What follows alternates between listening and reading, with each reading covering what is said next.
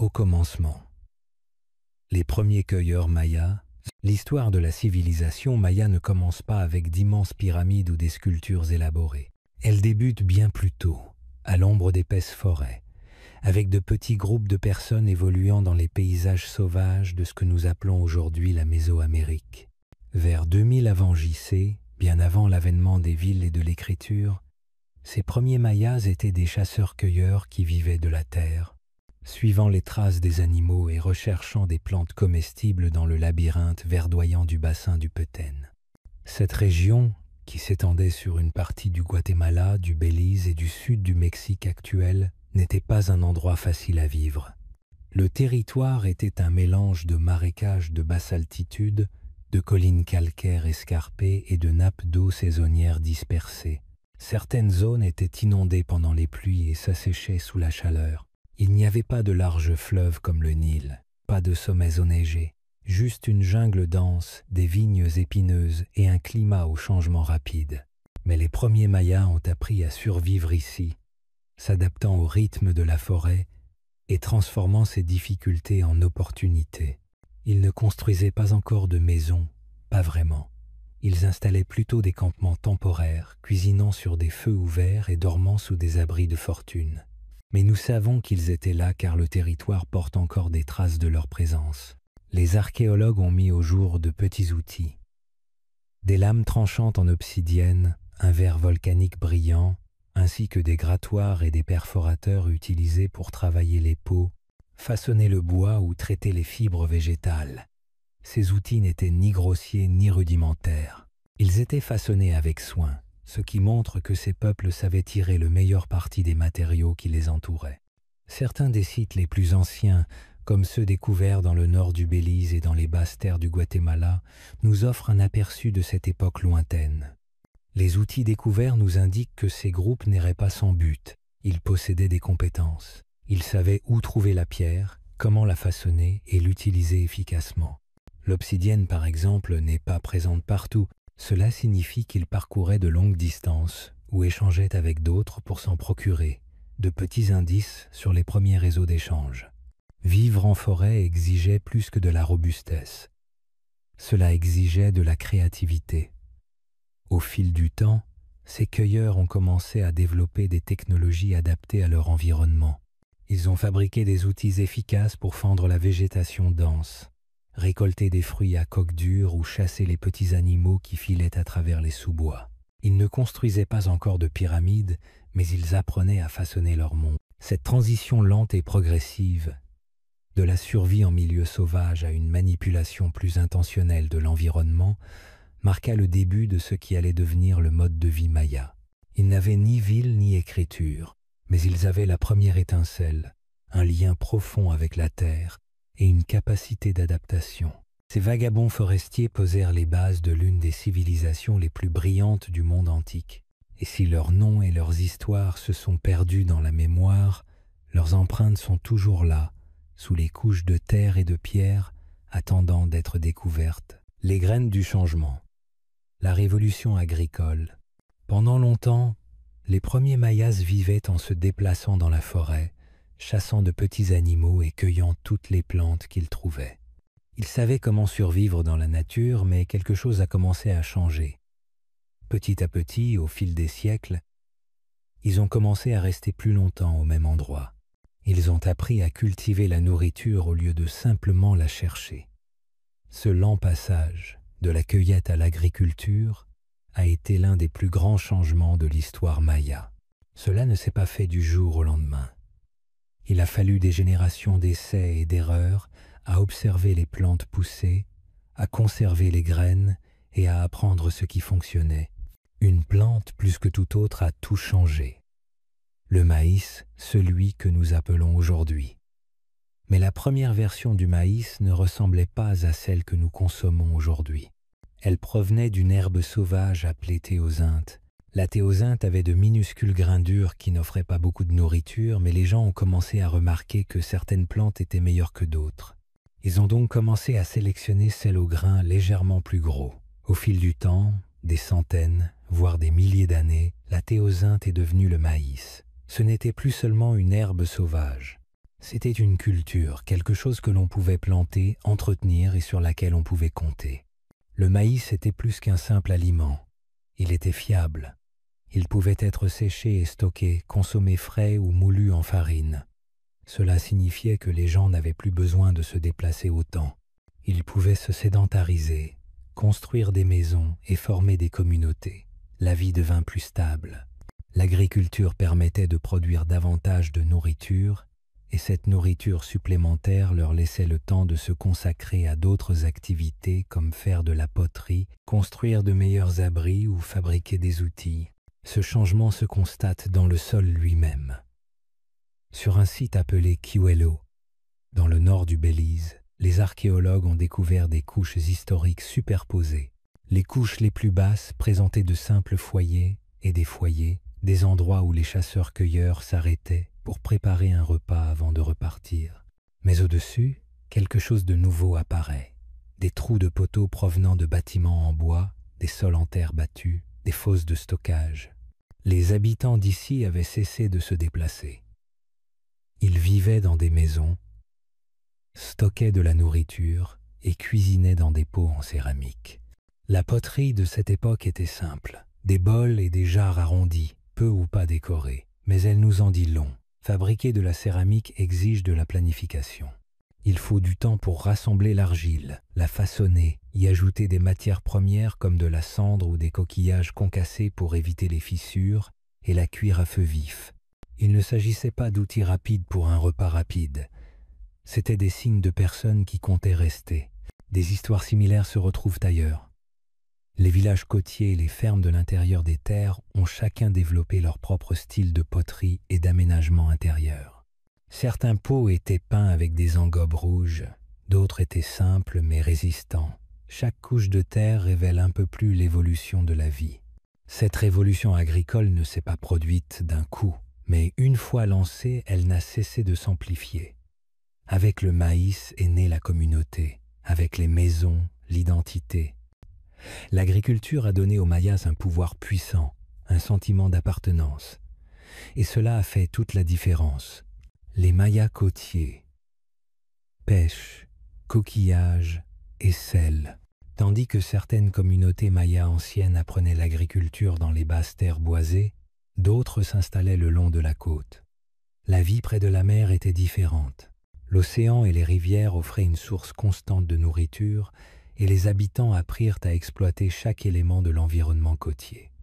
Ces premiers Mayas côtiers n'étaient pas seulement des cueilleurs ou des agriculteurs. Ils étaient pêcheurs, ramasseurs de coquillages et fabricants d'outils experts, rythmant leur vie par les marées. La côte leur offrait de nombreux bienfaits. Ils ramassaient des huîtres et des palourdes dans les eaux peu profondes, pêchaient dans les lagons et même des tortues de mer et des crabes. Leur régime alimentaire était riche en produits marins et les restes racontent l'histoire. Dans des endroits comme La Blanca et Ujuxte au Guatemala, les archéologues ont découvert d'énormes amas de coquillages, ce que nous appelons des amas coquillés. Il ne s'agissait pas de tas d'ordures jonchant le sol au hasard. Il s'agissait des vestiges de nombreux repas, révélant les aliments les plus courants et la fréquence à laquelle les populations dépendaient de la mer. À certains endroits, les amas de coquillages sont si imposants qu'ils s'étendent sur des mètres et s'empilent couche après couche, accumulés au fil des générations. La pêche ne se pratiquait pas uniquement à main nue. Ces Mayas côtiers fabriquaient des outils pour s'aider. Ils fabriquaient des lestes de filets à partir de pierres taillées et sculptaient des hameçons dans des os d'animaux.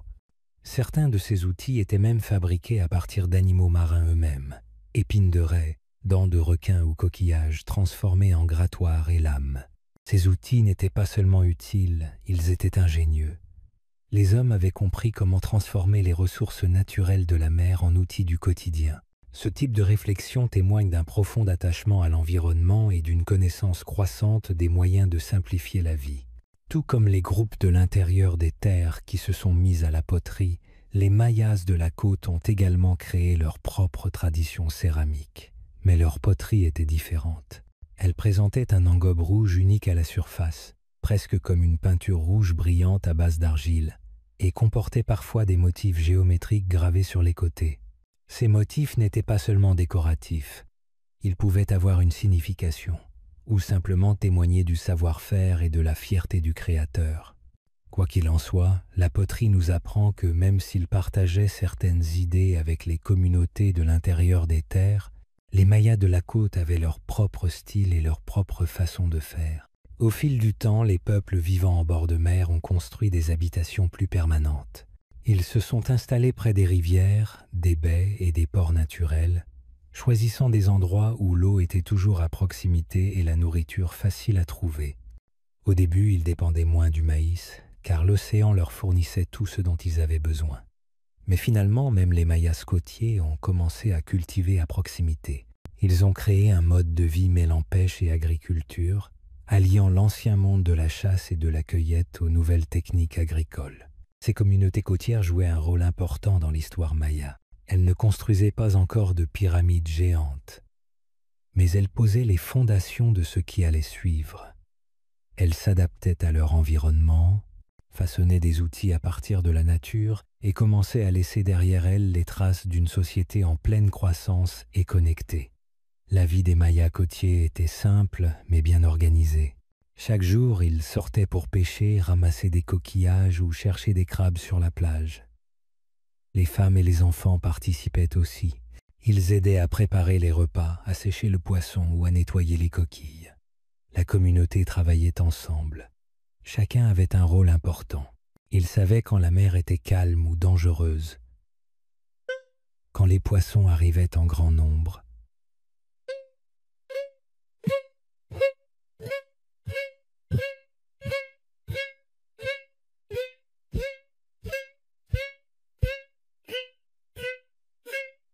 Ils utilisaient aussi le sel. Le sel était très utile, pas seulement pour la cuisine. Il servait à conserver les aliments, surtout le poisson. Ils faisaient sécher le poisson avec du sel pour le garder plus longtemps. Le sel pouvait aussi être échangé contre d'autres choses. C'était une ressource précieuse. Les maisons étaient simples. Elles étaient faites de bois, de feuilles et de boue. Mais elles étaient bien construites, solides contre le vent et la pluie. Les gens vivaient en petits groupes, proches les uns des autres. Cela renforçait les liens entre familles et aidait à la protection de tous. Les enfants apprenaient en regardant les adultes. Ils observaient comment fabriquer des outils, comment pêcher, comment cuisiner. L'éducation se faisait dans la vie de tous les jours. Petit à petit, ces villages sont devenus plus grands. Alors, ils ont planté un peu de maïs, de courges et de haricots. Ils ont mélangé les deux mondes, celui de la mer et celui de la terre, pour créer une vie plus stable. C'est ainsi qu'a commencé une nouvelle façon de vivre chez les Mayas côtiers. Cultiver le pouvoir, le maïs et la complexité sociale. À mesure que le maïs prenait une place croissante dans la vie quotidienne, le monde maya commença à connaître de profonds changements. Ce qui n'était au départ que de petits jardins près des habitations devint de vastes champs de maïs s'étendant à travers le paysage. Vers 1500 av. JC, un phénomène nouveau se produisit. Le maïs n'était plus une culture parmi d'autres. Il devenait le cœur de tout. Les gens ne cultivaient plus seulement de la nourriture pour la journée ou la semaine. Ils anticipaient, semant suffisamment non seulement pour manger mais aussi pour stocker. Et ce changement s'accompagna d'un nouveau type de pouvoir. Les archéologues ont découvert des indices cachés dans le sol lui-même. Dans d'anciens lits de lacs et des plaines marécageuses, ils ont étudié des couches de boue pour identifier les types de plantes qui y poussaient à différentes époques. À cette époque, un net changement apparaît. Le pollen des plantes sauvages, arbres, graminées et fougères, commence soudainement à diminuer. À sa place, le pollen de maïs remonte. La forêt n'était plus intacte. Les hommes défrichaient les terres, plantaient des rangées de maïs et modifiaient l'écosystème. Certains lacs présentent même des traces d'érosion du sol provenant des champs voisins, signe que les forêts étaient rasées et remplacées par des terres agricoles. Toute cette agriculture eut un impact considérable sur les populations elles-mêmes. Les populations commencèrent à croître. Là où autrefois il y avait de minuscules groupes familiaux de 20 ou 30 personnes, on trouvait désormais des villages de plusieurs centaines d'habitants. L'agriculture rendit tout cela possible. Un champ de maïs pouvait nourrir plus de personnes qu'une parcelle de forêt. Et dès qu'il y avait des surplus de nourriture, les communautés pouvaient commencer à la stocker. Elles creusaient des fosses bordées de dalles de pierre ou d'argile et les remplissaient de grains séchés, de haricots et de courges. Certaines construisaient même des structures de stockage en surface. Pour la première fois, les gens n'avaient plus à se soucier autant de trouver leur prochain repas. Ils avaient des réserves, cela a tout changé. Avec des réserves de nourriture, tout le monde n'était plus obligé de cultiver tous les jours. Certains ont commencé à consacrer du temps à d'autres activités. Fabriquer des outils, façonner des poteries ou construire des maisons. D'autres sont devenus des chefs, participant aux décisions concernant les semis, le moment des récoltes et le partage des réserves. Le maïs a permis plus que la survie, il a permis l'organisation. Les familles ont commencé à se regrouper, les maisons se sont organisées autour d'espaces ouverts ou de foyers communs, et les chemins entre les maisons ont donné naissance à des rues. Ce n'était plus de simples campements. C'étaient des villages. Ce nouveau mode de vie a rapproché les gens, mais les a aussi rendus plus dépendants les uns des autres. Si la récolte d'une famille était mauvaise, elle pouvait se tourner vers ses voisins. Si les pluies tardaient ou si les ravageurs mangeaient les feuilles, elle avait encore une chance.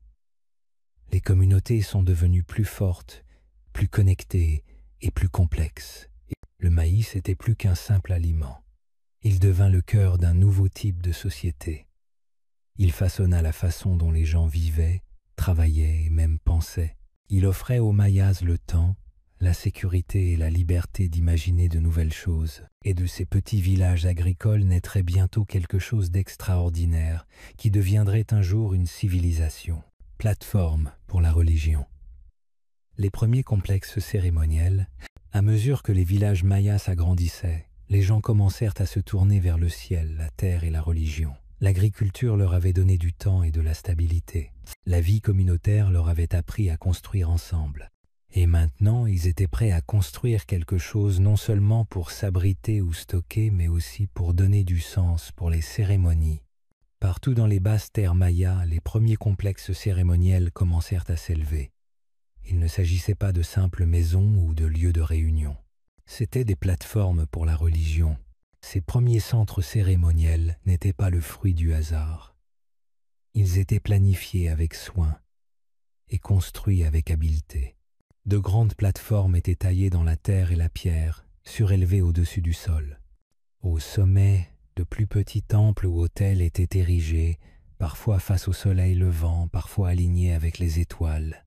Les Mayas concevaient déjà l'espace de manière sacrée, le mouvement du ciel, l'écoulement du temps et la connexion de la terre à ces deux phénomènes.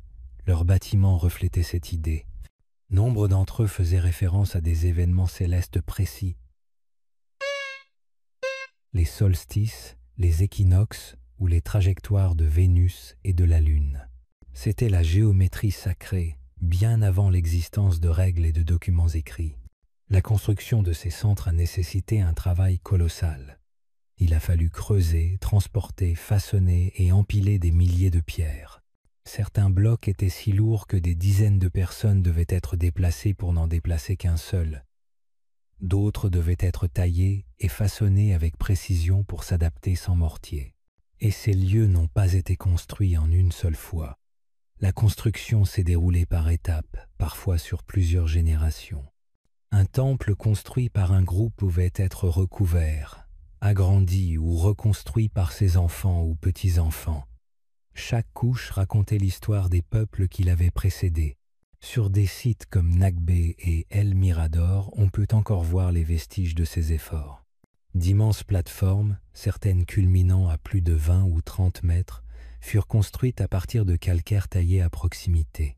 Des rampes et des escaliers menaient à de larges places où les gens se rassemblaient pour les rituels. Certains de ces espaces étaient suffisamment vastes pour accueillir des centaines, voire des milliers de personnes. Il ne s'agissait pas seulement de construire, il s'agissait de rassembler les gens par la croyance, les cérémonies et l'effort commun. Mais ces bâtiments marquaient aussi autre chose, l'avènement d'un nouveau type de pouvoir. Pour organiser des projets d'une telle ampleur, il fallait que quelqu'un prenne les rênes. Quelqu'un devait décider du moment des travaux, de la manière de les planifier et des personnes qui y travailleraient. Peu à peu, une nouvelle classe de personnes apparut. Les chefs religieux, les organisateurs, ou les premières élites. Ils ne portaient peu, être pas de couronne, mais ils détenaient l'autorité d'autre manière. Ils dirigeaient les cérémonies, parlaient avec la religion et se tenaient au cœur de la vie communautaire. Les temples et les places devinrent des symboles de cette autorité. Ils n'étaient pas seulement des lieux physiques, c'étaient des lieux sacrés. C'était là où le ciel et la terre se rejoignaient, où les gens se rassemblaient pour marquer le temps, rendre grâce et implorer la pluie ou de bonnes récoltes. En façonnant ces espaces, les Mayas façonnaient également leur avenir. Ces premiers complexes cérémoniels constituèrent le fondement de ce qui allait suivre, non seulement par leurs pierres et leur agencement, mais aussi par leur signification. Ils montrèrent aux Mayas comment vivre avec la religion, comment se guider les uns les autres et comment bâtir un édifice durable. Royaume sans roi, structure politique avant que les Mayas n'aient des rois au nom gravés dans la pierre et des palais imposants, leur monde s'organisait déjà de manière discrète mais puissante. Les Mayas bâtissaient de grands villages, parfois même des villes primitives, et géraient de grands projets de construction. Ils commerçaient sur de longues distances, partageaient des idées et collaboraient à une échelle inédite, et même si nous ne disposons pas encore de documents écrits, les preuves montrent que quelqu'un ou un groupe devait prendre les décisions. L'un des premiers signes de cette organisation précoce réside dans la manière dont les colonies étaient organisées. Certains lieux étaient clairement plus importants que d'autres. Les grands villages possédaient de grandes plateformes cérémonielles, de larges places et de nombreuses maisons regroupées, tandis que les communautés plus petites des environs ne possédaient que des maisons simples et aucun bâtiment majeur. Ces sites plus vastes n'étaient pas seulement plus grands, ils étaient centraux. Les habitants des sites plus petits s'y rendaient probablement pour des cérémonies, pour le commerce, et peut être même pour régler des conflits. Ce schéma de grands centres entourés de plus petits est ce que les archéologues appellent une hiérarchie de peuplement. Il nous indique que les gens pensaient déjà au-delà de leurs propres maisons et fermes. Ils commençaient à se considérer comme faisant partie d'un ensemble plus vaste. Dans des endroits comme El Mirador et Nagbé, la taille des bâtiments témoigne à elle seule de l'existence d'un événement exceptionnel. D'immenses plateformes, certaines aussi hautes qu'un immeuble moderne, ont été construites à partir de blocs de calcaire taillés à la main. Ces projets ne demandaient pas seulement de la force, mais aussi de la planification. Il fallait nourrir les ouvriers, fabriquer des outils, déplacer et façonner la pierre. Ce genre de coordination ne se fait pas par hasard. Il fallait bien que quelqu'un la dirige. Mais qui étaient ces premiers dirigeants? Ce n'étaient pas des rois tels que nous les connaissons plus tard. Pas de trône, pas de nom gravé dans la pierre, pas de traces de dynastie. Pourtant, il devait y avoir des gens qui organisaient le travail, prenaient les décisions et géraient les ressources. Peu être étaient-ils des anciens respectés pour leur savoir. Peu être étaient-ils des spécialistes religieux qui dirigeaient des cérémonies et devenaient des guides de confiance. Ou peu être de petits conseils de famille puissantes travaillaient-ils ensemble pour diriger la communauté. Nous n'en sommes pas certains, mais il est clair qu'un leadership sous une forme ou une autre était déjà en train de se dessiner. La construction et le commerce ont probablement joué un rôle important dans cette structure politique primitive. Ceux qui contrôlaient des matériaux importants, comme l'obsidienne, le jade ou le sel, ont pu gagner en influence. Ceux qui dirigeaient les cérémonies dans les grands temples étaient peu, être perçus comme ayant un lien particulier avec la religion. Et ceux qui planifiaient et géraient les grands projets devenaient naturellement respectés ou puissants. Au fil du temps, ces rôles ont pu se transformer en premières fonctions politiques. Même sans roi, ces communautés étaient loin d'être simples. Elles avaient des chefs, des règles communes et des moyens de résoudre les problèmes. Elles travaillaient ensemble pour bâtir des structures durables de génération en génération. Elles se réunissaient dans des lieux sacrés, suivaient des calendriers rituels et tissaient des liens commerciaux qui s'étendaient bien au-delà de leur région d'origine. Les fondements de la vie politique maya étaient posés bien avant que le premier nom royal ne soit écrit. C'était une époque de coopération, de croyance et de pouvoir tranquille. Une époque où les Mayas apprenaient à gouverner, même sans couronne. Des mots gravés dans la pierre, L'invention de l'écriture. Bien avant les livres et le papier, les Mayas trouvaient déjà des moyens de faire perdurer les mots. Ils les gravaient dans la pierre, les peignaient sur les murs et les gravaient dans le jade. Ces premiers écrits étaient plus que de simples images. C'étaient des messages, des signes soigneusement créés, porteurs de sens, de sons et de souvenirs. L'invention de l'écriture maya ne s'est pas faite du jour au lendemain, mais dès son apparition, elle a tout changé. Grâce à l'écriture, les Mayas pouvaient consigner des noms, des histoires, des dates et des croyances. Ils pouvaient parler à travers le temps. Les racines de l'écriture maya remontent aux cultures mésoaméricaines. Les Mayas utilisaient déjà des symboles depuis des siècles, notamment à des fins religieuses ou calendaires. Mais les Mayas sont allés bien plus loin. Ils ont créé un système d'écriture plus souple, plus expressif et plus complet que tout ce qui existait dans les Amériques anciennes. Au début, l'écriture apparaissait sur de petits objets, comme des os sculptés, des ornements en coquillage ou des pièces de poterie. Ces signes annonçaient un système qui commençait tout juste à se développer. L'une des découvertes les plus anciennes et les plus importantes a été réalisée sur un site appelé San Bartolo, au cœur de la forêt guatémaltèque. À l'intérieur d'une chambre secrète, les archéologues ont découvert un mur recouvert de fresques. Les peintures étaient magnifiques, des scènes colorées représentant la religion, des rituels et des mythes anciens. Mais sur les bords, il y avait quelque chose d'encore plus étonnant, l'écriture. Ces premiers glyphes, datant d'environ 100 avant JC, comptent parmi les plus anciens textes mayas connus. Ils montrent qu'à cette époque, les Mayas utilisaient déjà une écriture présentant de nombreuses caractéristiques de l'écriture ultérieure, des signes représentant des mots entiers et d'autres représentant des sons. Ce mélange de styles d'écriture constituait la force du système maya. Il combinait des logogrammes, des symboles représentant des mots entiers ou des idées, avec des signes syllabiques qui représentaient des sons. Les scribes pouvaient ainsi écrire le même mot de plusieurs manières, selon le style ou le contexte. Ils pouvaient également écrire les noms phonétiquement, en utilisant des sons pour épeler les noms de rois, de religions ou de lieux. Cela leur donnait la liberté d'écrire tout ce qu'ils voulaient. Un autre indice important sur les débuts de l'écriture provient d'une petite plaque de jade, aujourd'hui conservée dans la collection de Dumbarton Oaks. Elle date probablement du 1er ou du 2e siècle de notre ère et contient des exemples anciens de signes hiéroglyphiques. Bien que simples, ces symboles témoignent des débuts de l'écriture maya classique, avec leur forme compacte et leurs gravures soignées. Il ne s'agissait pas de marques grossières, mais d'inscriptions soignées et magnifiques, de minuscules œuvres d'art. Au fil du temps, le système d'écriture est devenu plus complexe et largement utilisé. Il apparaissait sur des stèles, des codex, sur les murs des temples et sur des fresques. Les scribes occupaient des rôles particuliers dans la société maya, formés à mémoriser des centaines de glyphes et à les utiliser correctement. Ils enregistraient l'histoire, racontaient des mythes et marquaient des événements importants. Chaque mot gravé dans la pierre était un message pour les générations futures, une voix qui pouvait perdurer pendant des siècles. L'invention de l'écriture n'a pas seulement aidé les Mayas à se souvenir de leur passé, elle les a aidés à façonner leur avenir. Grâce aux glyphes et aux images, ils ont créé un monde où les mots pouvaient vivre éternellement, où les histoires ne s'effaceraient pas et où le savoir pouvait traverser le temps, gravé dans les fondations mêmes de leur cité.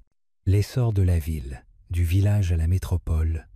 Au fil du temps et de l'agriculture devenue plus fiable, les villages mayas ont commencé à se développer. Les gens ne vivaient plus seulement en petits groupes familiaux. De plus en plus de familles se sont installées à proximité les unes des autres, et au fil du temps, certains de ces villages ont pris des dimensions bien plus importantes. Ils sont devenus les premières véritables cités mayas. Ces lieux ne se sont pas développés par hasard. Ils étaient soigneusement planifiés, construits avec un objectif précis et imprégnés des signes d'un monde en mutation. Entre 300 avant J.C. et 100 après J.C., durant ce que nous appelons la période préclassique tardive, les Mayas ont fait leurs premiers pas importants dans la vie urbaine. L'un des meilleurs endroits pour observer ce changement est le site d'El Mirador, au cœur de la jungle guatémaltèque. Aujourd'hui recouvert d'arbres denses et de vignes, il fut jadis l'une des plus grandes cités du monde maya. À son apogée, El Mirador était immense, s'étendant sur plus de 20 km². Et au centre de tout cela se dressait quelque chose d'extraordinaire, la Danta. La Danta n'était pas seulement une immense pyramide, c'était l'une des plus grandes jamais construites dans l'Amérique antique. Sa base couvrait la superficie de plus d'une douzaine de terrains de football. De son pied, on contemplait une structure de plus de 70 mètres de haut, construite à partir de millions de blocs de calcaire. Le travail nécessaire à sa construction était presque inimaginable. Il a fallu des milliers d'ouvriers, des années de travail et une planification sur plusieurs générations. Mais les Mayas y sont parvenus. Ils ne construisaient pas seulement pour l'instant, ils construisaient pour quelque chose de plus grand. Nagbe, un peu plus ancienne qu'El Mirador, témoigne également des débuts de la vie urbaine. Comme El Mirador, elle possédait des plateformes surélevées, de larges places et des bâtiments disposés de manière réfléchie. Sur les deux sites, les différentes parties de la ville remplissaient des fonctions distinctes. On y trouvait des lieux de vie, des lieux de culte et des espaces pour gérer les affaires courantes de la communauté. C'était une nouveauté. Autrefois, les habitants vivaient en petits groupes, peu séparés. Mais désormais, les Mayas divisaient leur ville en zones résidentielles, rituelles et administratives. Les villes devenaient plus que de simples foyers. Elles étaient des centres religieux, politiques et économiques. En parcourant ces villes dans l'Antiquité, vous auriez pu voir de larges chaussées reliant les quartiers, des cours intérieures entourées de bâtiments et de hautes pyramides s'élevant vers le ciel. Vous auriez pu entendre des voix résonner sur de vastes places, voir la fumée s'élever des feux de cuisine et observer des processions portant des offrandes au temple. La vie dans la ville était pleine de mouvements, de sens et d'objectifs communs. Ces proto-cités ne sont pas apparues du jour au lendemain. Elles se sont développées lentement, s'appuyant sur les traditions des générations précédentes. Mais leur essor a marqué un tournant. Les Mayas n'étaient plus seulement des villageois. Ils devenaient bâtisseurs, urbanistes et citoyens d'un monde plus vaste qu'eux-mêmes. Ces premières cités ont préparé le terrain pour tout ce qui allait suivre. Royaumes, dynasties et les grandes cités classiques qui allaient un jour occuper le monde maya. Mais tout a commencé ici, avec la pierre, la sueur et la vision, au cœur de la jungle, là où la forêt s'est ouverte et où la cité a commencé à s'élever. Avec l'émergence des premières cités, tout a commencé à changer pour le peuple maya.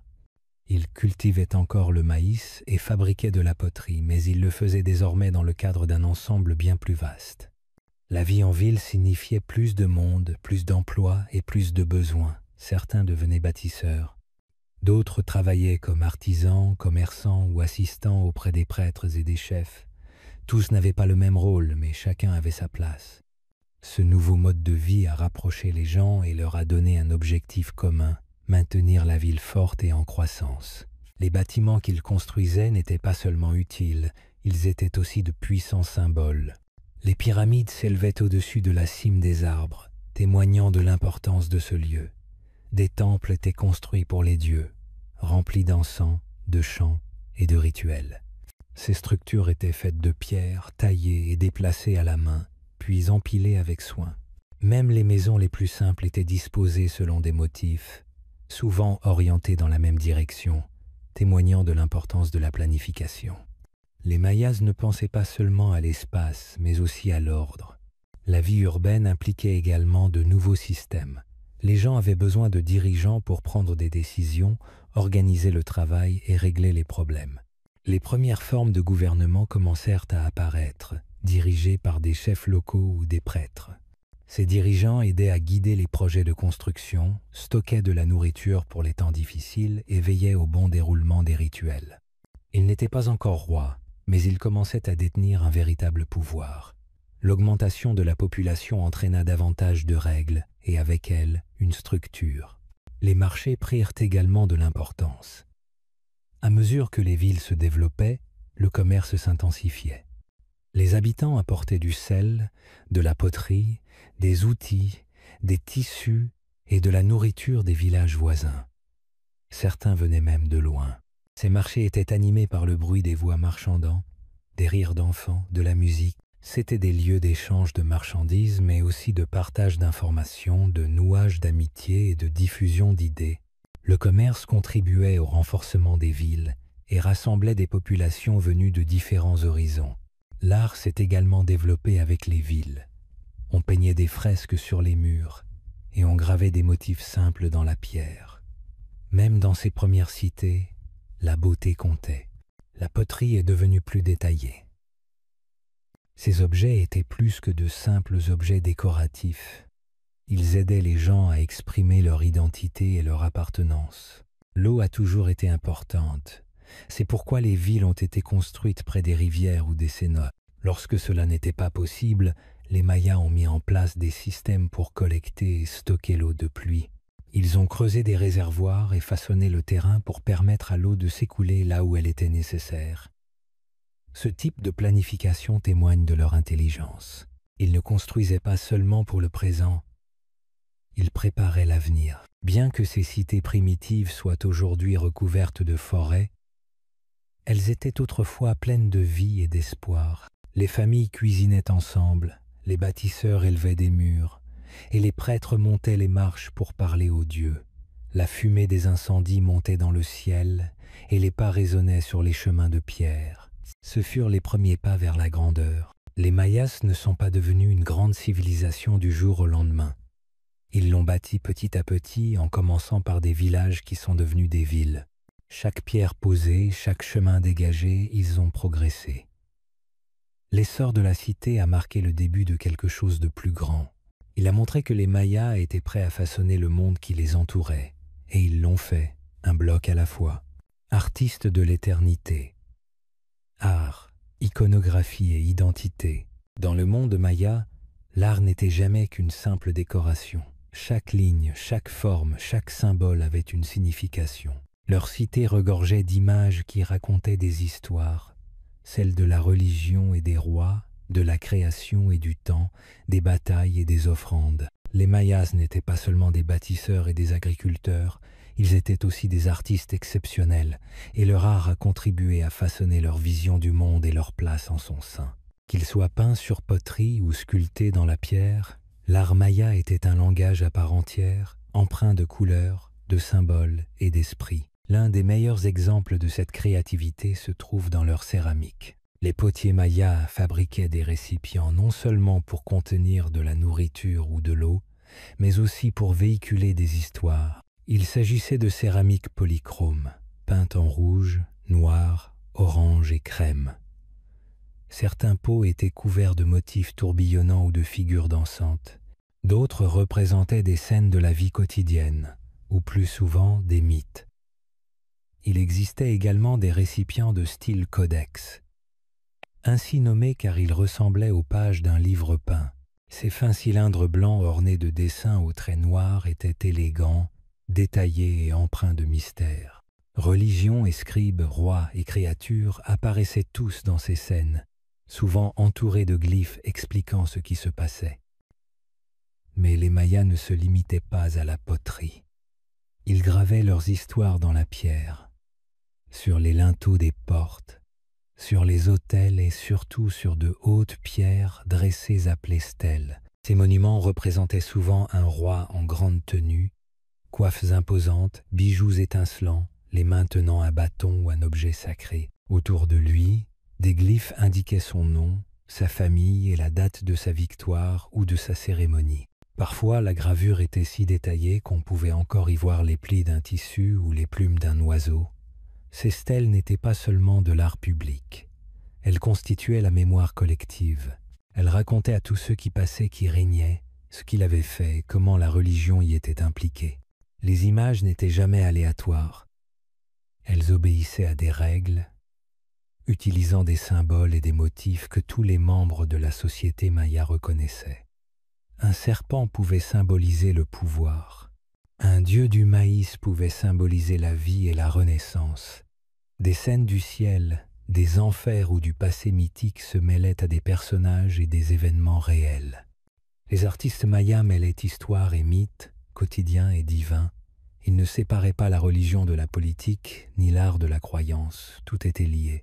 L'art était aussi un moyen de se souvenir. Il illustrait la place d'un souverain dans sa dynastie, remontant sa lignée familiale à travers les générations, parfois même jusqu'à la religion elle-même. Il le situait au cœur des grands cycles du temps, reliant ses actions au calendrier, aux étoiles et à l'ordre sacré du monde. Une simple sculpture représentant un roi ne se limitait pas à son visage. Elle évoquait son identité, son droit de régner et l'histoire cosmique dont il faisait partie. L'art maya est puissant non seulement par sa beauté, mais aussi par sa pérennité.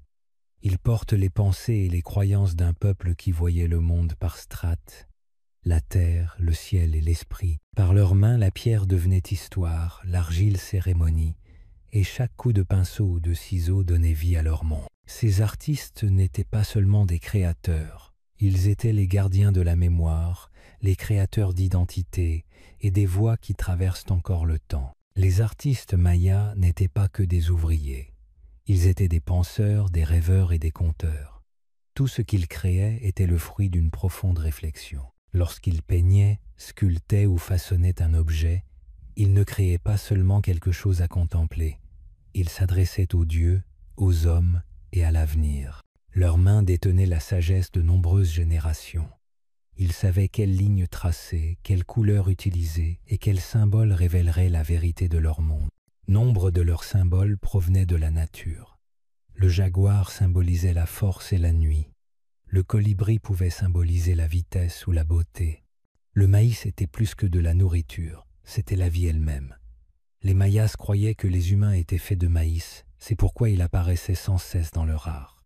Le soleil, la lune, les nuages de pluie et les animaux remplissaient leurs tableaux, chacun porteur de sens. Les artistes s'inspiraient de ce qu'ils voyaient dans le monde et lui donnaient du pouvoir sur la poterie, la pierre et les murs. Les fresques murales étaient un autre moyen pour les artistes mayas de raconter des histoires.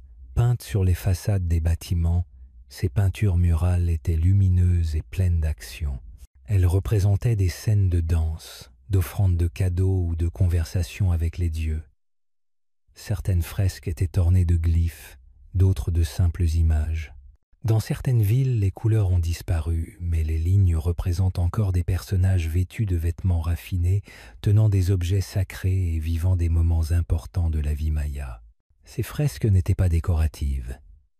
Elles faisaient partie du message de la ville, aidant les habitants à comprendre leur histoire et leurs croyances.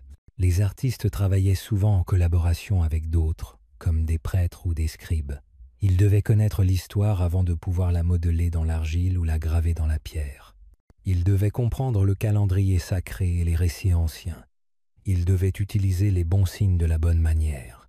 Il ne s'agissait pas d'un simple art de loisir, mais d'un travail de grande minutie et de profond respect. On confiait aux artistes la mémoire et le sens.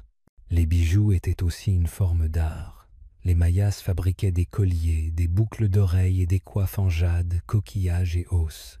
Ces objets n'étaient pas seulement jolis à porter, ils révélaient qui était une personne, son importance, sa famille d'origine et ses croyances. La couleur verte du jade, par exemple, était liée à la vie et à la nature. Un morceau de jade sculpté sur le visage d'un dieu pouvait être porteur d'un pouvoir spirituel. Même la façon de s'habiller était une sorte de message, façonné par les mains d'artistes méticuleux. Les masques étaient confectionnés pour les cérémonies et les enterrements. Certains étaient portés par les danseurs lors des festivals pour devenir des dieux ou des esprits.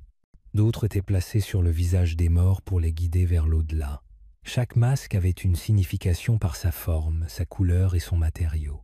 Certains étaient en bois, d'autres en pierre ou en argile. Ils étaient fabriqués avec amour et savoir-faire, destinés à accompagner l'âme dans son voyage. Les Mayas croyaient que l'art pouvait véhiculer l'esprit. Une sculpture n'était pas seulement l'image d'un dieu, c'était un lieu où ce dieu pouvait vivre. Un bol peint ne servait pas uniquement à la nourriture. Il pouvait contenir prières et offrandes. Les lignes, les couleurs et les formes rapprochaient le monde invisible des Mayas. L'art maya les aidait à comprendre leur place dans l'univers. Aujourd'hui, l'œuvre des artistes mayas est toujours présente. On la retrouve dans les musées, sur les ruines et même dans les communautés mayas modernes, où les mêmes motifs et idées se retrouvent encore sur les tissus et les poteries. Ces artistes anciens ont peu être disparus, mais leur voix ne se taise pas. Ils s'expriment à travers les images qu'ils ont laissées derrière eux, nous rappelant que la beauté, la croyance et la mémoire peuvent vivre éternellement dans l'art. Effondrement de la forêt tropicale. Le déclin classique terminal. Pendant des siècles, les cités mayas s'étaient développées. Leurs dirigeants bâtissaient d'immenses temples, gravaient leurs noms dans la pierre et veillaient sur des villes peuplées. Mais, lentement, tout commença à se dégrader. Vers la fin du 8e siècle, des signes de trouble apparurent au cœur de la forêt tropicale. Un changement était en cours, qui allait bientôt mettre fin à la période classique. Les cités autrefois fières commencèrent à se taire. Leurs dirigeants disparurent, leurs temples restèrent inachevés, et leurs rues furent peu à peu envahies par la jungle. L'un des premiers signes d'effondrement est venu de la terre elle-même. Les Mayas pratiquaient une agriculture intensive depuis des siècles, défrichant les forêts pour cultiver du maïs, des haricots et des courges. Mais cette exploitation constante des terres avait un prix. Sans la protection de la forêt, le sol commençait à s'épuiser. La pluie emportait les nutriments et les cultures ne poussaient plus aussi bien qu'avant. Les agriculteurs devaient travailler plus dur pour nourrir leurs familles. Les champs autrefois abondants commençaient à en produire moins, puis vinrent les sécheresses.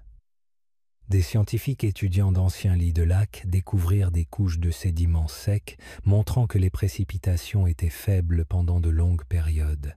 Sans pluie régulière, les systèmes de canaux et de réservoirs mayas ne pouvaient plus suivre. Les récoltes furent mauvaises. L'eau s'épuisa. Les familles qui avaient autrefois suffisamment à manger furent désormais confrontées à la faim. Et dans un monde où le roi était censé veiller au bien, être de la religion et à la bonne gestion des pluies, une année sèche pouvait signifier bien plus que des champs vides. Elle pouvait signifier une crise de la foi et du leadership. À mesure que l'environnement devenait plus difficile à vivre, les problèmes politiques s'aggravèrent. Les villes se bâtirent plus souvent. Les alliances se brisèrent. Des royaumes rivaux, autrefois liés par des relations commerciales, se mirent en guerre. Des villes puissantes comme Tikal et Calakmul, autrefois centres de grandes dynasties, commencèrent à perdre le contrôle. Leurs monuments cessèrent d'être sculptés, leurs temples furent abandonnés, et, un à un, leurs habitants commencèrent à partir. Tikal, autrefois l'une des plus grandes cités mayas, présente des signes évidents de ce déclin. Les nouvelles constructions ralentirent. Palais et cours furent abandonnés. Le dernier monument connu fut érigé à la fin du XIXe siècle, et plus rien depuis. Calakmul connut un sort similaire. Ses dirigeants disparurent de l'histoire, et sa population chuta brutalement. Ces cités, autrefois animées de cérémonies, de couleurs et de sons, tombèrent dans le silence. Il ne s'agissait pas d'un effondrement soudain, comme une ville qui brûle en une seule nuit. L'effondrement fut lent, inégal, et s'étendit sur plusieurs générations. Certaines villes durèrent plus longtemps que d'autres, certaines continuèrent à se construire un temps, mais finalement la plupart des grands centres des basses terres du sud furent abandonnés. Les gens se déplacèrent vers le nord, vers le Yucatan, ou se dispersèrent à la campagne, où la vie pouvait être plus simple, plus calme et être plus sûre. La fin de la période classique ne marqua pas la fin de la civilisation maya, mais la fin d'une époque. Les dynasties qui avaient régné pendant des siècles avaient disparu. Leurs noms, autrefois fièrement gravés dans la pierre, s'étaient estompés sous la mousse et le temps, et la forêt tropicale, toujours patiente, commença à reconquérir les cités qui s'étaient autrefois élevées si haut au-dessus des arbres. À mesure que les grandes cités disparaissaient, les habitants durent faire des choix. Ils ne pouvaient rester là où la nourriture était rare et l'eau rare. De nombreuses familles abandonnèrent leurs maisons, emportant seulement ce qu'elles pouvaient. Elles partirent en quête de meilleures terres, de sécurité et d'espoir. Certaines marchèrent des jours, voire des semaines, pour atteindre de nouveaux lieux. D'autres restèrent près de leurs anciennes demeures, mais s'enfoncèrent plus profondément dans la forêt ou se rapprochèrent des rivières et des lacs. Elles bâtirent des villages plus petits et commencèrent à vivre différemment, davantage centrés sur la survie quotidienne que sur les rois ou les temples. Le silence des anciennes cités ne signifiait pas la disparition définitive des habitants. Nombre d'entre eux se souvenaient encore des histoires des souverains, des dieux et des fêtes d'antan, mais leur vie avait changé. Ils n'avaient plus le temps ni la nourriture nécessaire aux grandes cérémonies. Ils ne sculptaient plus d'immenses monuments ni n'élevaient de hautes pyramides. La vie était devenue plus simple. Les gens travaillaient de leurs mains, cultivaient juste assez pour vivre et prêtaient une attention particulière au temps. Ils réapprirent à écouter la terre. Au fil du temps, la jungle recouvrait peu à peu ce qui restait. Les arbres poussaient sur des marches de pierre. Les racines craquaient à travers les murs. Oiseaux et animaux retournaient sur les places où les gens se rassemblaient autrefois. Les villes, bâties sur des générations, étaient englouties par un silence verdoyant. Pourtant, les vieilles pierres subsistaient sous les feuilles, renfermant des histoires qui attendraient des siècles avant d'être révélées.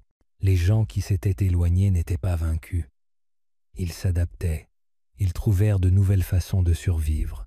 Ils enseignèrent à leurs enfants l'agriculture, le tissage, la pêche et le respect des esprits de la nature. Même s'ils ne vivaient plus dans de grandes villes, ils portaient en eux le savoir ancestral. L'esprit maya n'était pas dans les bâtiments, il était dans les gens, et cet esprit perdura. Certaines communautés sont restées unies grâce à des souvenirs et des traditions partagées. Elles pratiquaient encore de petits rituels, elles observaient encore les étoiles et suivaient le calendrier. Elles remerciaient encore la terre pour le maïs et la pluie. Ces petits gestes maintenaient le lien avec le passé vivant. Bien qu'aucun roi n'ait donné d'ordre et qu'aucun scribe n'ait écrit de nouvelles histoires, le peuple se souvenait. Pendant de nombreuses années, le monde extérieur ignora ce qui s'était passé. La jungle avait dissimulé les ruines, et les voix du passé s'étaient tues. Mais avec le temps, explorateurs et érudits viendraient, découvrant des fragments de pierre et des peintures décolorées. Ils se demanderaient pourquoi les villes étaient tombées. Mais la véritable réponse n'était pas un mystère. C'était une histoire de changement, de défis et d'endurance. La chute des cités classiques n'a pas brisé les Mayas, elle les a simplement poussés à changer. Leur histoire ne s'est pas terminée au IXe siècle. Elle a pris une nouvelle direction. Les Mayas sont ensuite reconstruites au nord, dans des cités comme Chichen Itza et Mayapan. Ils ont rencontré de nouveaux peuples, affronté de nouvelles difficultés et continué à vivre. La forêt tropicale a repris les pierres, mais pas l'âme du peuple. Les Mayas ont survécu dans des villages tranquilles, au gré des histoires murmurées et du rythme de vie transmis de génération en génération. Conquête et continuité. La rencontre espagnole, lorsque les Espagnols arrivèrent dans le monde maya, ils ne se firent pas discrets. Ils apportèrent des navires, des armes, des chevaux et des idées sur le fonctionnement du monde. Ils étaient en quête d'or, de terre et d'âmes à convertir. Mais ce qu'ils découvrirent dans la région maya n'était pas une société simple ou fragile. Ils découvrirent des villes, des langues, des traditions et des peuples qui avaient survécu aux sécheresses, aux effondrements et aux changements pendant des siècles. Et les Mayas n'allaient pas abandonner facilement. Le premier véritable contact eut lieu en 1517, lorsqu'un explorateur espagnol nommé Francisco de Cordoba débarqua sur la côte du Yucatan. Ce qui avait commencé comme une expédition de reconnaissance se transforma rapidement en combat. Les guerriers mayas, bien entraînés et organisés, attaquèrent avec des flèches et des lances à pointe d'obsidienne. De nombreux Espagnols furent blessés. Cordoba s'en sortit de justesse. 1 an plus tard, une autre expédition menée par Juan de Grijalva arriva. Cette fois, les Espagnols tentèrent de commercer, mais les tensions restèrent vives. Certains groupes accueillirent favorablement les nouveaux arrivants, d'autres les percevaient comme une menace. Et ils avaient raison. En 1527, Francisco de Montejo lança une campagne pour conquérir le Yucatan. Lui et ses hommes affrontèrent d'épaisses forêts, des terres inconnues et une résistance acharnée. Les Mayas ne se battaient pas comme les Espagnols. Ils utilisaient la jungle à leur avantage, lançant des embuscades, puis disparaissant dans les arbres. Ils n'abandonnèrent pas leur ville en un jour. Ils résistèrent pendant des décennies. La conquête des Mayas ne fut pas aussi rapide qu'au centre du Mexique. Elle s'éternisa pendant plus de 170 ans. Certaines cités mayas furent rapidement conquises et placées sous contrôle espagnol. D'autres résistèrent pendant des générations. L'exemple le plus célèbre fut Tayazal, la capitale des Mayas Itza, située au milieu du lac Petén Itzá, dans l'actuel Guatemala. Les Espagnols tentèrent de s'y attaquer à plusieurs reprises, mais le lac et les guerriers Itza les en tinrent éloignés. Tayazal resta libre longtemps après la chute du reste de la région. Ce n'est qu'en 1697 que les Espagnols traversèrent enfin le fleuve avec leurs canons et leurs soldats, détruisant ainsi la dernière capitale maya indépendante. Même sous la domination espagnole, les traditions mayas n'ont pas disparu. En public, de nombreuses communautés mayas se sont converties au catholicisme. Elles allaient à l'église, suivaient le calendrier et écoutaient les prêtres espagnols. Mais en privé, de nombreuses familles ont continué leurs propres rituels. Elles honoraient toujours leurs ancêtres, suivaient le calendrier sacré et croyaient toujours aux esprits de la terre, du soleil et du maïs. Au fil du temps, ces deux systèmes de croyances ont commencé à se mélanger. Ce mélange d'ancien et de nouveau est appelé syncrétisme. C'est ainsi que les Mayas ont préservé leurs traditions tout en semblant suivre les nouvelles règles. Les anciennes religions étaient associées aux saints catholiques. Les lieux sacrés de la forêt étaient dissimulés sous les nouvelles églises. Et malgré l'essor des édifices espagnols, les Mayas ont su préserver leurs histoires, leur savoir et leur identité. Ils ont survécu non pas en résistant éternellement par les armes, mais en s'adaptant, en dissimulant leur sagesse au grand jour. La conquête espagnole a changé le monde maya à jamais, mais elle ne l'a pas effacé. Au plus profond des villages, des montagnes et des forêts, les anciennes coutumes ont perduré. Elles perdurent encore. Sous la surface de l'histoire, l'esprit maya a perduré et résonne encore aujourd'hui. Les Espagnols sont arrivés avec puissance, mais les Mayas avaient quelque chose de plus fort, la mémoire, le lien et un amour profond pour leur terre. Les Mayas connaissaient les rivières, les montagnes et les arbres. Ils avaient grandi en apprenant les histoires de leur peuple. Ces histoires leur racontaient leurs origines, le fonctionnement du monde et les désirs de leurs dieux. Lorsque les Espagnols ont instauré de nouvelles règles, les Mayas n'ont pas oublié ces anciennes coutumes. Même s'ils ont dû parler espagnol ou adopter de nouveaux noms, leur cœur est resté attaché à leurs racines. Après la fin des combats, de nombreux Mayas furent contraints de travailler pour les Espagnols. Ils furent contraints de construire des villes, de cultiver la terre et de payer des impôts. Certains furent emmenés loin de chez eux pour travailler dans les mines ou les fermes. Mais malgré ce dur labeur, ils trouvèrent le moyen de se souvenir de qui ils étaient. Ils parlaient leur langue à voix basse, partageaient des histoires avec leurs enfants et transmettaient leurs chants. Les Espagnols voulaient tout contrôler, mais ils ne parvenaient pas à pénétrer l'âme du peuple. Dans certains endroits, les Mayas utilisaient des outils espagnols à leur propre fin. Ils apprirent à lire et à écrire, mais pas seulement en espagnol. Certains transcrivaient d'anciennes histoires mayas en utilisant l'alphabet romain, perpétuant ainsi leur sagesse sous de nouvelles formes. Ils enregistraient des chants, des histoires et même des prières. Cela contribua à préserver la force de leur culture, malgré les changements du monde. Les Mayas ne restèrent pas figés dans le passé, ils s'adaptèrent et survécurent. Les maisons étaient encore construites à l'ancienne, avec des toits de chaume et des murs en terre. On cuisinait encore avec du maïs, des haricots, des courges et du piment. Les familles se réunissaient encore pour partager des repas et discuter sous les étoiles. La terre offrait encore ce dont on avait besoin, à condition d'être traité avec respect. Les Mayas ne vivaient pas seulement dans le passé, ils l'apportaient avec eux dans l'avenir. Chaque enfant qui naissait était une nouvelle graine de mémoire. Il y avait aussi de la tristesse. Des villages entiers avaient été détruits par la maladie, la guerre ou la faim.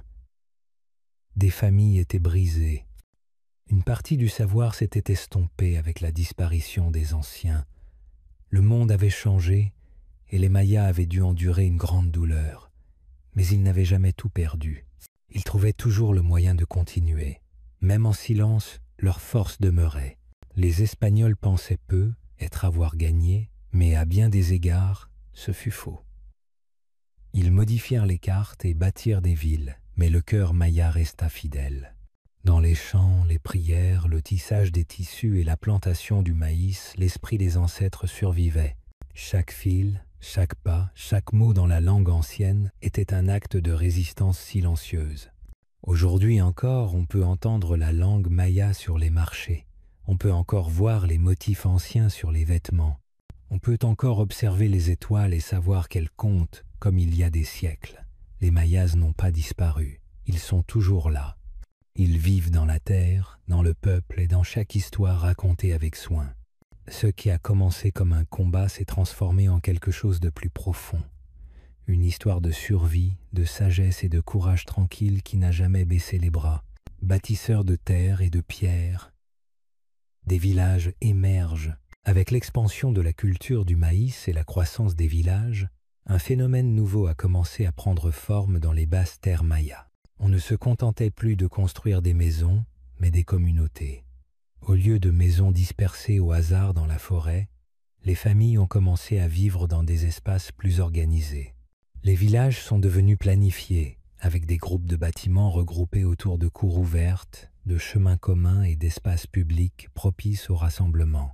Ce fut une évolution discrète mais importante. Ces premiers établissements planifiés montrent que les Mayas ne pensaient pas seulement à la survie mais aussi au vivre ensemble. Nacbé, un site situé au cœur des basses terres guatémaltèques, est l'un des meilleurs endroits pour observer ce changement. De l'extérieur, il pouvait ressembler à un petit village au début, mais lorsque les archéologues ont commencé à creuser, ils ont découvert quelque chose de plus. Les bâtiments n'étaient pas disposés au hasard. Ils étaient disposés selon des motifs, souvent alignés avec le soleil levant ou les étoiles. Les habitants de Nacbé avaient construit des plateformes pour surélever leurs maisons et leurs structures publiques. Il ne s'agissait plus de simples huttes dans la jungle. Il s'agissait d'espaces soigneusement conçus qui rassemblaient les gens. Non loin de Nacbé, un village bien plus vaste s'élevait, El Mirador. À l'origine, un simple village comme tant d'autres, il ne resta pas petit longtemps. Au fil du temps, El Mirador devint l'un des sites les plus vastes et les plus complexes de son époque. Les habitants commencèrent à construire d'immenses plateformes, de larges places et de hautes structures, certaines constituées de dizaines de milliers de blocs de pierre. Ces projets étaient colossaux, bien au-delà de ce que quelques familles pouvaient construire seules. Ce type de construction marquait une nouvelle étape. Les habitants organisaient leur travail, partageaient les ressources et travaillaient ensemble sur de longues périodes. À El Mirador, les places étaient vastes et ouvertes, entourées de structures pouvant avoir servi à différentes fins, lieux de rencontre, lieux de culte ou de stockage de nourriture. Ces structures n'étaient pas seulement utiles, elles étaient symboliques. Lorsqu'une communauté prend le temps de construire quelque chose d'aussi grand et d'aussi soigneusement agencé, elle témoigne d'un effort commun et d'une foi commune. Tous ont dû travailler ensemble, tailler des pierres, déplacer de la terre, empiler des blocs pour y parvenir. Ce genre de travail d'équipe ne peut se faire sans leadership ni planification. Quelqu'un a dû décider quoi construire, où et comment le faire. Les vestiges découverts sur ces sites montrent que, dès cette époque reculée, les Mayas disposaient de systèmes d'organisation du travail et de gestion des approvisionnements. On y trouvait des traces d'outils fabriqués en vrac, d'espaces de stockage pour la nourriture et les matériaux, et de chemins reliant les bâtiments pour faciliter les déplacements. Il est clair qu'ils ne se contentaient pas de réagir à leur environnement, ils le façonnaient. Ces premiers villages marquèrent le début de la construction des cités mayas. Les habitants apprenaient à vivre en communautés denses, à aménager leur espace et à bâtir quelque chose de plus grand qu'eux. De la terre et de la pierre, du travail d'équipe et d'une vision commune, les fondations de la civilisation maya étaient posées. Et même si ces lieux n'avaient pas encore de roi ni de temples majestueux, les idées qui allaient façonner plus tard de grandes cités étaient déjà en marche. À l'ombre des géants influents Olmec, tandis que les communautés mayas se développaient et s'organisaient, elles n'étaient pas seules à façonner le monde qui les entourait. Loin au nord-ouest, le long de la côte du golfe de l'actuel Mexique, une autre civilisation atteignait son apogée. Il s'agissait des Olmecs, un peuple qui sculpta d'imposantes têtes de pierre, bâtit les premières cités et façonna puissamment la culture mésoaméricaine. Bien qu'ils vivaient loin des basses terres mayas, leurs idées et leur influence se répandirent peu à peu sur leur territoire. Et lorsque les Mayas entrèrent en contact avec ces traditions, ils ne se contentèrent pas de les copier, Ils les transformèrent en leur propre culture. Les Olmecs construisaient déjà des centres cérémoniels, produisaient des œuvres d'art remarquables et pratiquaient des rituels complexes bien avant que les Mayas ne construisent leur première grande cité. Ils sculptaient le jade pour en faire de magnifiques ornements, façonnaient la pierre de basalte en tête géante au visage détaillé et utilisaient des symboles qui résonneraient dans les cultures ultérieures. Leur art n'était pas seulement décoratif, il était porteur de sens. Il représentait des dirigeants, la religion et des créatures puissantes comme les jaguars et les serpents. Ces images étaient liées à des histoires, des croyances et des idées sur le monde et les forces qui le façonnaient. Lorsque l'influence olmèque commença à atteindre les Mayas, elle apporta bien plus que de simples objets décoratifs. Elle apporta de nouvelles façons de penser. Les Mayas commencèrent à adopter certains de ces styles artistiques, mais avec leur touche personnelle. Ils sculptèrent le jade et créèrent des figurines semblables aux pièces olmèques, tout en y ajoutant leurs propres motifs et symboles. Ils commencèrent à utiliser de nouveaux matériaux et à créer des œuvres d'art reflétant à la fois l'inspiration extérieure et leur environnement unique. Les idées religieuses ont pu être aussi voyagées. Les Olmecs furent parmi les premiers de la région à développer des croyances complexes impliquant la religion, les ancêtres et le monde naturel. Nombre de leurs symboles, comme le jaguar ou le dieu du maïs, apparaissent plus tard dans l'art maya. Il est probable que les récits, les cérémonies et même le concept de royauté sacrée aient été partagés, modifiés et renouvelés entre les mains des Mayas. L'un des signes les plus visibles de ces échanges est visible dans les premiers centres cérémoniels mayas. À Nagbe et El Mirador, de grandes plateformes et des temples ont commencé à apparaître. Il ne s'agissait pas de simples habitations ou de lieux de rencontre. Ils étaient destinés aux cérémonies, aux rassemblements et aux cultes. Certains agencements et styles de construction témoignent de liens évidents avec les centres olmecs antérieurs, ainsi qu'avec d'autres cultures comme les Mescalas qui vivaient dans l'ouest du Mexique. Les Mayas n'ont pas copié un modèle, mais plutôt fait partie d'un monde d'idées en pleine expansion, partageant et retravaillant les traditions à mesure qu'ils construisaient leur propre voie. Même les matériaux utilisés racontent une histoire. Le jade, souvent apporté de montagnes lointaines, était soigneusement sculpté et déposé dans des sépultures ou des lieux sacrés. Le basalte, lourd et difficile à façonner, était utilisé pour des sculptures et des marqueurs témoignant à la fois de savoir-faire et de signification. Ces objets n'étaient pas des objets du quotidien, ils étaient particuliers. Ils étaient des symboles de pouvoir, de mémoire et de croyance. Dans l'ombre des Olmecs, les Mayas ne sont pas restés insignifiants. Ils ont observé, écouté et appris, mais plus encore, ils ont créé. Cette rencontre précoce entre cultures a contribué à allumer les premiers signes de ce qui allait devenir une civilisation riche et durable. Et si les Olmecs ont disparu, leur influence a perduré, dans la pierre, dans les récits et dans l'essor du monde maya. Dirigeants et rituels, première hiérarchie et division sociale. À mesure que les villages mayas se développaient et que les centres cérémoniels surgissaient du sol de la forêt, tous ne vivaient pas de la même manière. Certains ont commencé à avoir plus d'espace, plus de pouvoir, plus de belles choses. D'autres en avaient moins. Cela ne s'est pas produit du jour au lendemain, mais petit à petit, des différences entre les familles et les groupes ont commencé à apparaître. Des divisions sociales ont commencé à se former. Et un nouveau type de société maya a pris forme. Une société où les dirigeants et les rituels étaient au centre et où les distinctions sociales ont commencé à compter. Les archéologues ont observé ces changements le plus clairement dans la manière dont les gens étaient enterrés. Autrefois, les sépultures étaient simples. Une personne pouvait être placée sous une maison ou à proximité, avec quelques vases ou outils en poterie à côté. Mais au fil du temps, certaines tombes sont devenues plus élaborées. Sur des sites comme Cuello et Nagbe, les archéologues ont découvert des sépultures remplies d'objets précieux, perles de jade, lames d'obsidienne et cinabre rouge poudreux, un minéral utilisé lors de rituels sacrés et souvent associé à un statut élevé. Ce type d'offrande n'apparaissait pas dans toutes les tombes, seulement dans quelques-unes. Cela a révélé aux chercheurs une chose importante. Ces individus étaient différents. Certaines de ces sépultures d'élite comportaient des dizaines, voire des centaines, d'objets en jade, soigneusement sculptés et disposés avec le plus grand soin. Le jade n'était pas facile à obtenir. Il fallait le vendre depuis des montagnes lointaines, le sculpteur avec des outils spéciaux et le façonner en perles, boucles d'oreilles, pendentifs et minuscules masques. C'était un objet magnifique, précieux et symbolique. Être enterré avec du jade n'était pas seulement une question de richesse, c'était un signe de respect, de position sociale, voire de lien divin. Ces personnes étaient probablement des chefs de communauté, des figures religieuses ou des dirigeants primitifs occupant des rôles particuliers dans la société. Les différences ne se limitaient pas aux sépultures. Elles se reflétaient également dans le lieu et le mode de vie des habitants. Si la plupart des familles mayas vivaient dans de modestes maisons faites de poteaux et de chaumes, certaines habitations commencèrent à montrer des signes de construction plus soignés.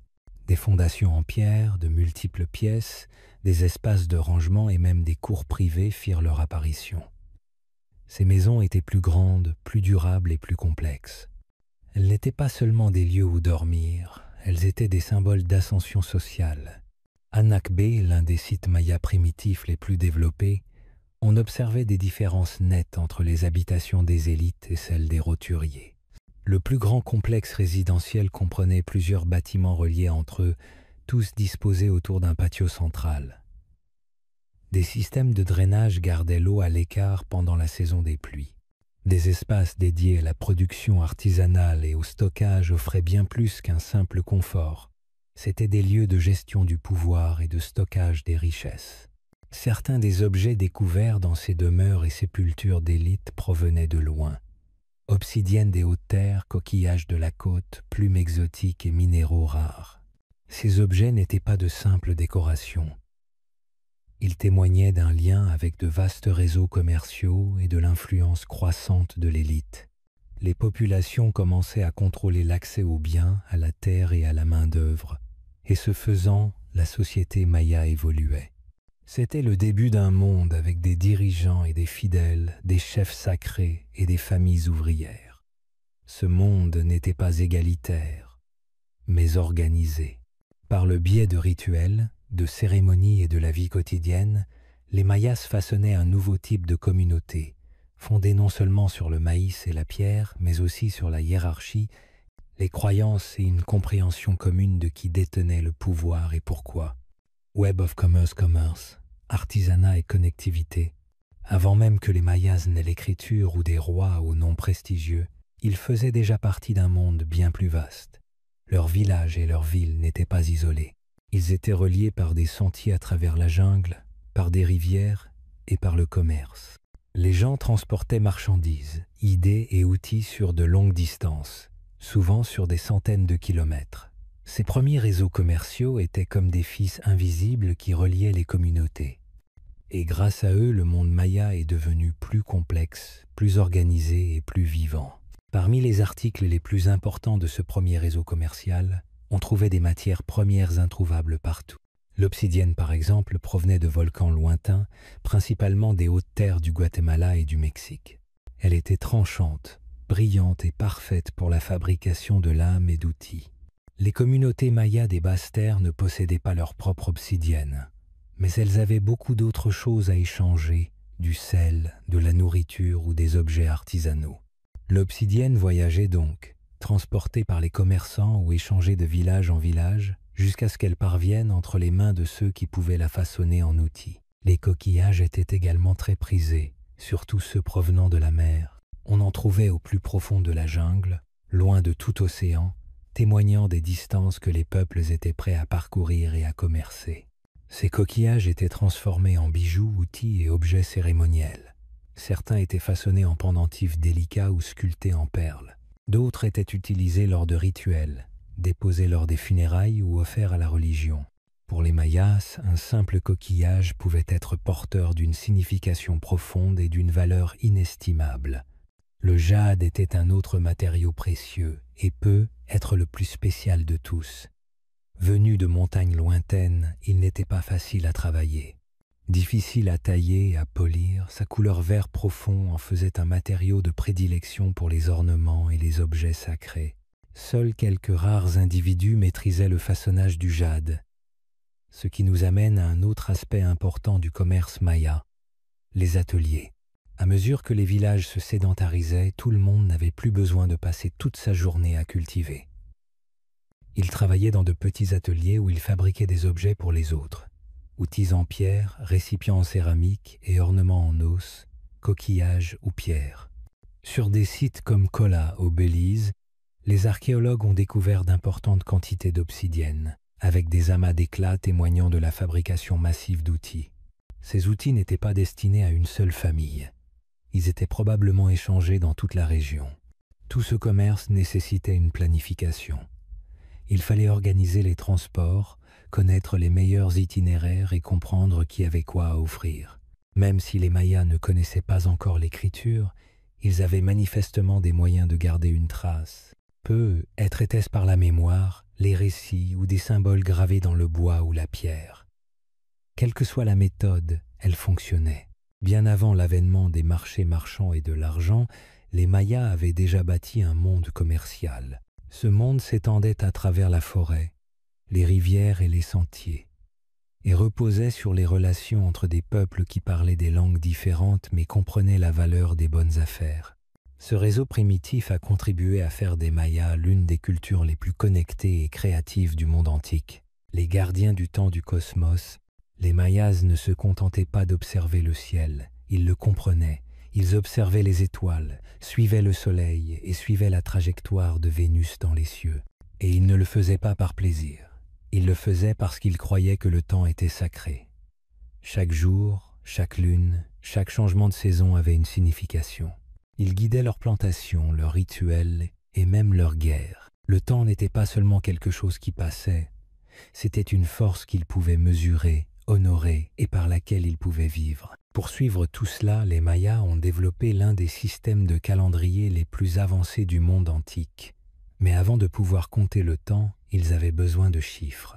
Ils ont donc créé un système mathématique dont les performances étaient inimaginables pour les autres cultures. Les Mayas comptaient en base 20 et non en base 10 comme nous. Cela signifie que leur nombre était groupé par 20 et non par dizaines. Les doigts et les orteils, c'est peu être de là que vient cette notion. Mais quelle qu'en soit la raison, elle fonctionnait. Ils pouvaient compter jusqu'à des nombres énormes grâce à quelques symboles simples. Un point pour 1, une barre pour 5 et un symbole spécial en forme de coquillage pour un chiffre que peu d'autres cultures anciennes avaient imaginé, 0. Le 0 peut paraître simple aujourd'hui, mais c'était un enjeu majeur à l'époque. La plupart des civilisations anciennes ne l'utilisaient pas. Les Mayas, eux, l'utilisaient avec brio. Il leur permettait de conserver les valeurs de position, d'effectuer des calculs complexes et de construire des calendriers s'étendant sur des milliers d'années. Grâce à cet outil puissant, ils pouvaient retracer le passé, prédire l'avenir et situer chaque instant à sa juste place. L'un de leurs premiers et plus importants systèmes de calendrier était appelé le calendrier rond. Il combinait deux cycles, l'un de 260 jours et l'autre de 365 jours. Ensemble, ils créaient un motif répétitif qui durait 52 ans avant que le même jour ne se reproduise. Ce nombre, 52, était profondément significatif. Il marquait un tour complet de temps sacré et solaire fonctionnant ensemble. Les gens planifiaient des cérémonies autour de ce cycle, l'attendaient et craignaient ce qui pourrait arriver si jamais le cycle se brisait. Mais les Mayas ne s'arrêtèrent pas là. Ils créèrent également le compte long, un calendrier qui ne se répétait pas, mais comptait à l'infini à partir d'un point de départ unique. Ce point, selon la croyance maya, était le jour de la création qu'il situait dans un passé lointain, le 11 août 3114 Av, JC dans notre calendrier. À partir de là, il suivait le temps jour après jour, comptant dans le futur avec une précision étonnante. Certains de leurs monuments portent des dates espacées de plus de 1000 ans, gravées avec une précision irréprochable dans la pierre. Pour respecter ces calendriers, les astronomes mayas observaient le ciel avec soin. Ils suivaient le mouvement de Vénus, lié à la guerre et à la religion. Ils observaient les éclipses lunaires, cartographiait la course du soleil lors des solstices et alignait les temples sur les événements célestes. Le temps et l'espace étaient liés. Un temple n'était pas seulement un bâtiment, c'était une horloge, un calendrier, un outil sacré. La vie maya évoluait au rythme du temps. Les cérémonies avaient lieu lorsque la religion l'exigeait. Les cultures étaient semées lorsque le calendrier le permettait. Les rois étaient couronnés lorsque les étoiles le permettaient. Pour les Mayas, le temps n'était pas seulement compté. Il était vécu, honoré et inscrit dans tout ce qu'ils construisaient. Les Mayas vivaient avec le temps, pas contre lui. Chaque jour avait un sens. Le lever du soleil n'était pas juste le début d'une journée, c'était un message du ciel. La lune, les étoiles, la planète Vénus, tout avait une place dans leur façon de voir le monde. Le temps n'était pas un mystère pour eux, c'était un ami, un guide, un pouvoir sacré qu'ils respectaient profondément. Pour comprendre ce temps sacré, les Mayas observaient le ciel tous les jours. Ils regardaient où le soleil se levait, comment la lune changeait, comment Vénus brillait ou disparaissait. Ils n'avaient pas de télescope, mais ils utilisaient leurs yeux, leur mémoire et leur sagesse. Ils notaient chaque changement, chaque mouvement. Ils construisaient des bâtiments qui suivaient la lumière du soleil, des temples qui marquaient les saisons. Ces bâtiments étaient alignés avec le ciel. Ce n'étaient pas des hasards. C'était fait exprès, avec soin et savoir. Leurs mathématiques étaient simples mais puissantes. Avec juste des points, des barres et un symbole de coquillage pour le zéro, ils faisaient de grands calculs. Ce système leur permettait de compter loin dans le passé et loin dans le futur. Grâce au zéro, ils pouvaient faire des opérations très précises. Peu de civilisations utilisaient le zéro à cette époque, mais les Mayas l'avaient compris bien avant les autres. Pour eux, le zéro n'était pas rien. C'était une place, une pause dans le temps. C'était une idée très forte. Avec leurs mathématiques, les Mayas ont inventé des calendriers très précis. Le calendrier ronde, avec ses 2 cycles de 260 et 365 jours, guidait la vie quotidienne. Le cycle de 260 jours était souvent utilisé pour les cérémonies religieuses. Le cycle de 365 jours, lui, suivait les saisons. Quand les deux se rejoignaient, cela formait une nouvelle période spéciale de 52 ans. Ce moment était célébré, car c'était comme un nouveau départ du temps. Les gens avaient peur que le monde s'arrête si le cycle était rompu. Alors ils faisaient des cérémonies pour garder l'équilibre. Le compte long était encore plus impressionnant. Il ne se répétait pas comme le calendrier rond. Il comptait chaque jour depuis la création du monde, selon les Mayas.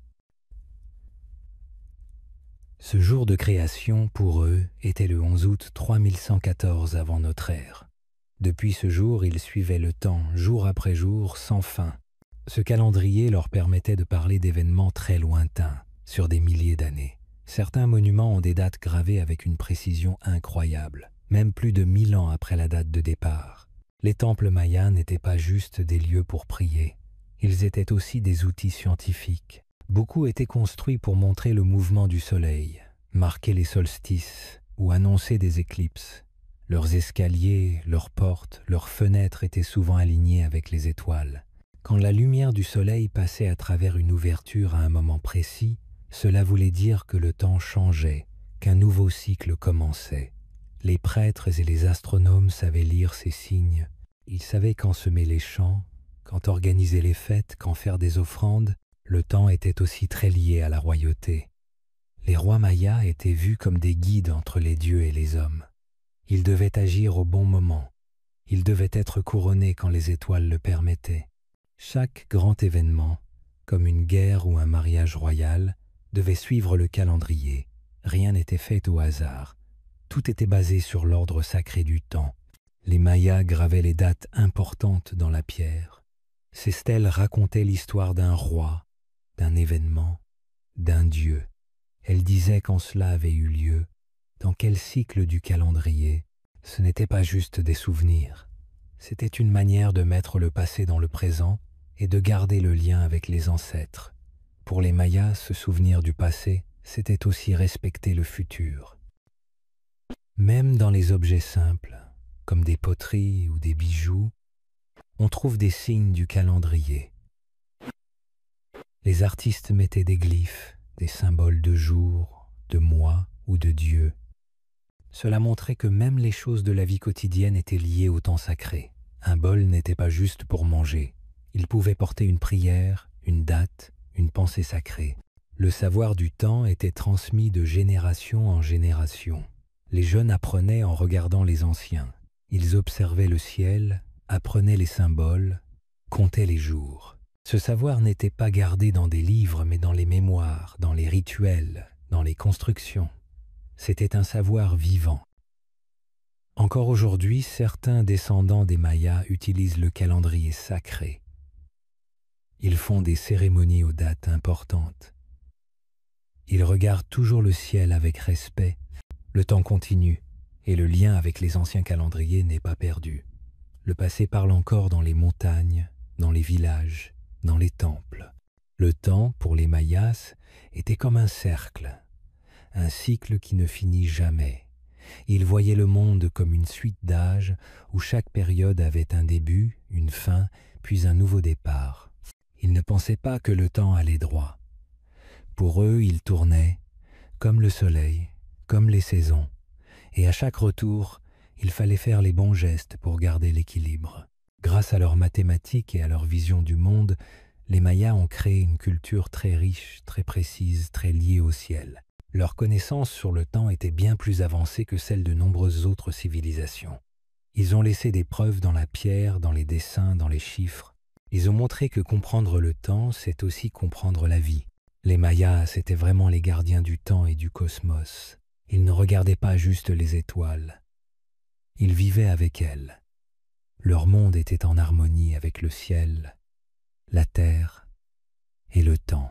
Cette sagesse continue encore aujourd'hui, portée par la mémoire de leurs descendants et les traces qu'ils ont laissées partout dans les forêts, les montagnes et les cieux. La royauté divine. La naissance de l'État maya. À mesure que les premières cités mayas se développaient, quelque chose d'autre commença à prendre forme, quelque chose qui allait transformer la société maya à jamais. Il ne s'agissait plus seulement d'agriculture ou de construction. Il s'agissait de pouvoir, pas seulement celui qui déplace les pierres ou gère les routes commerciales, mais celui qui naît des croyances, des symboles, des récits religieux. Les Mayas commencèrent à considérer certains individus comme plus que de simples chefs. Ils devenaient quelque chose de plus grand, des dirigeants choisis par les cieux. Ce fut le début de la royauté divine. Ces nouveaux dirigeants ne s'attribuaient pas le pouvoir uniquement par leur force ou leur richesse. Ils affirmaient que leur autorité venait de la religion elle-même. Ils ne se contentaient pas de diriger des villes, ils maintenaient l'équilibre de l'univers. Lorsqu'ils accomplissaient des rituels, ils s'adressaient au monde des esprits.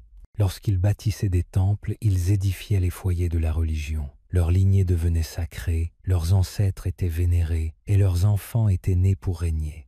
Dans des villes comme Tikal et Calakmul, la notion de royauté a atteint une toute nouvelle dimension. Il ne s'agissait pas seulement de villes dirigées par des chefs, c'étaient de véritables cités, États, chacune gouvernée par une puissante dynastie, parfois pendant des siècles. Les dirigeants portaient des noms, des titres et des symboles qui révélaient leur identité, ce qui les rendait uniques. L'un des symboles les plus importants était le glyphe emblème, un ensemble de signes qui révélait l'identité d'une ville et de sa famille régnante. Chaque grande ville possédait son propre glyphe emblème, utilisé comme un sceau royal, estampillé sur les monuments, les poteries et les inscriptions pour symboliser la propriété, la fierté et le pouvoir. Ces rois ne régnaient pas en silence. Ils s'assuraient que chacun les reconnaisse. Ils construisaient de hautes pyramides et gravaient leurs images dans la pierre. Ils portaient des coiffes de plumes, des bijoux de jade et des robes chargées de sens. Chaque temple, chaque place, chaque grand édifice s'inscrivait dans un projet plus vaste, non seulement pour honorer la religion, mais aussi pour témoigner de la force du souverain qui les avait bâtis. Les temples devinrent plus que de simples lieux sacrés. Ils étaient des symboles de pouvoir, des outils de propagande, des messages de pierres géants adressés au peuple. La période classique, qui débuta vers 250 de notre ère, marqua l'essor de ce système. Le monde maya devint un paysage de royaumes indépendants, chacun doté de son propre roi, de ses propres temples et de sa propre manière de manifester sa grandeur. Ces souverains menaient des guerres, concluaient des alliances et transmettaient des messages par le biais d'inscriptions rupestres encore lisibles aujourd'hui. La politique n'était plus seulement une question de survie, mais une question d'héritage. La royauté divine n'était pas seulement un moyen de gouverner, c'était aussi un moyen d'expliquer le monde. Les Mayas croyaient que leurs dirigeants pouvaient s'adresser à la religion, contrôler le temps grâce au calendrier et même garantir le lever du soleil. Cette croyance conférait au roi un pouvoir incroyable, mais aussi une profonde responsabilité. En cas de mauvaise récolte ou d'attaque ennemie, les peuples se tournaient vers leurs dirigeants pour obtenir des réponses. Ainsi, par des rituels, des offrandes de sang et des constructions incessantes, les rois mayas ont façonné non seulement les villes, mais aussi la structure même de la civilisation maya. À partir de ce moment, le monde maya ne serait plus seulement gouverné par des hommes, mais par des dynasties sacrées, porteuses de la religion. Dans le monde maya, le roi n'était pas un homme comme les autres. Il n'était pas seulement un chef, ni un simple guerrier. Il était vu comme un être spécial, un lien entre les dieux et le peuple. Il parlait aux esprits, comprenait les signes du ciel et protégeait l'équilibre de l'univers. Pour les Mayas, sans le roi, le monde pouvait tomber dans le chaos. Il était le centre de la vie religieuse, politique et culturelle. Le roi naissait souvent dans une famille déjà sacrée. Il ne gagnait pas sa place par la force, mais par le sang. Il était le fils d'un roi, le petit-fils d'un autre roi. Sa lignée était connue, respectée et racontée dans les histoires. Dès l'enfance, il apprenait les rituels, les danses sacrées, les anciens récits et les mouvements des étoiles. Il savait lire les glyphes, parler aux prêtres et guider son peuple. Lorsqu'un roi montait sur le trône, une grande cérémonie avait lieu. Le jour de cette cérémonie était choisi selon le calendrier sacré. Tout devait être en harmonie. Le roi portait une coiffe en plumes, souvent très haute et décorée de jade. Il portait des colliers, des bracelets et une tunique brodée de symboles. Chaque détail avait un sens. Même ses sandales disaient quelque chose sur sa force et sa place dans le monde. Les rois mayas vivaient dans de grands palais. Ces palais étaient construits près des temples. Le roi pouvait ainsi facilement participer aux rituels. Il montait souvent en haut des pyramides pour parler aux dieux. Là, il faisait des offrandes, parfois même son propre sang pour nourrir les esprits. Ce sang était vu comme un cadeau très sacré, une preuve de son dévouement. Les gens regardaient en silence, priant pour de bonnes récoltes, la pluie et la paix. La parole du roi était très importante, mais il ne parlait pas souvent. Quand il le faisait, c'était lors de grands événements. Il s'exprimait par les rituels, par les monuments, par les images sculptées dans la pierre. Chaque stèle montrait le roi dans une position noble. Il tenait un sceptre ou un objet sacré, souvent avec des symboles du ciel ou du monde souterrain. Les textes autour racontaient l'histoire de son règne, de sa famille, de ses victoires et des cérémonies qu'il avait conduites. Le roi n'était jamais seul. Il était entouré de conseillers, de scribes, de prêtres et de nobles. Tous l'aidaient à gouverner. Mais lui seul avait le lien direct avec les dieux. Il devait écouter les signes du ciel, comprendre les rêves et suivre les messages donnés par les prêtres. Si une guerre se préparait, le roi devait consulter les calendriers. Il choisissait le bon moment pour attaquer ou pour signer la paix. Rien n'était fait sans lien avec le sacré.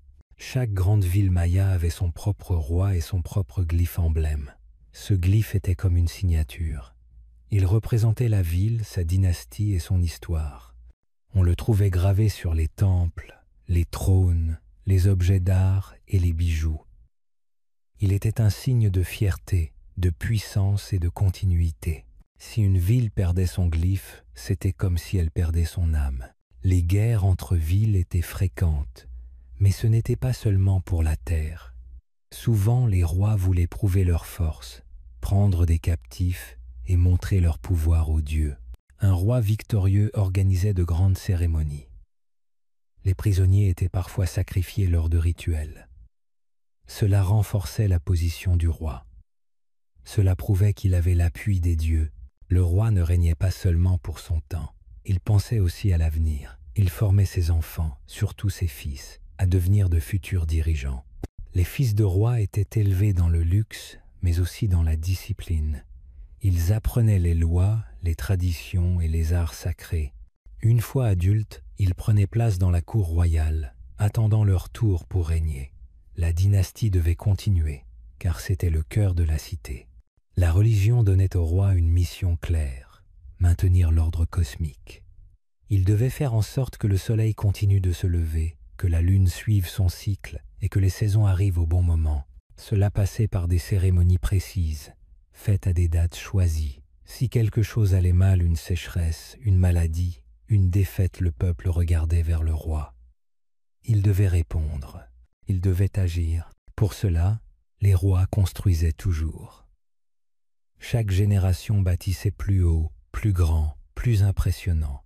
Un nouveau roi ajoutait un temple, gravait une nouvelle stèle, ouvrait une nouvelle place. Ces constructions n'étaient pas que de la pierre. Elles étaient des prières solides, des messages aux dieux, des promesses pour le futur. La mort d'un roi n'était pas une fin. C'était un passage. Il était enterré dans un tombeau sacré, souvent au cœur d'un temple. On l'accompagnait de bijoux, de statues et d'objets précieux.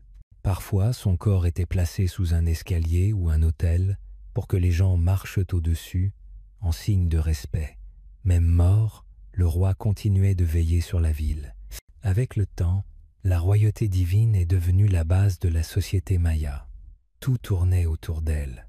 L'économie, la guerre, la religion, la culture. Le roi représentait l'ordre, l'histoire, l'identité. Il n'était pas un simple homme, mais une figure sacrée, indispensable à la vie du peuple. Même après le déclin de certains royaumes, les traditions royales ont survécu. On trouve encore aujourd'hui des traces de cette royauté dans les histoires, les cérémonies et les symboles des descendants mayas. La mémoire des anciens rois n'a pas disparu. Elle vit dans les pierres, dans les livres anciens et dans la parole des anciens.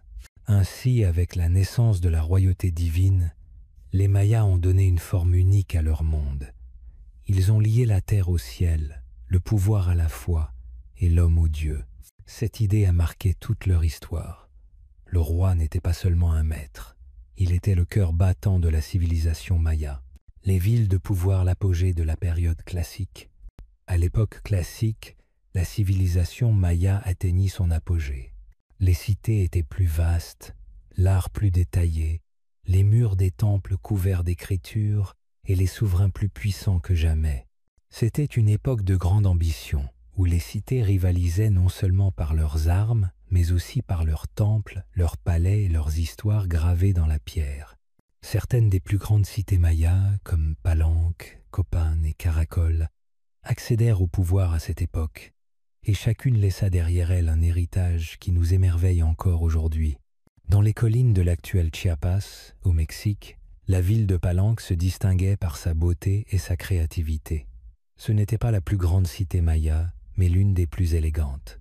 Construite à flanc de crête, les architectes de Palenque exploitèrent la pente naturelle à leur avantage.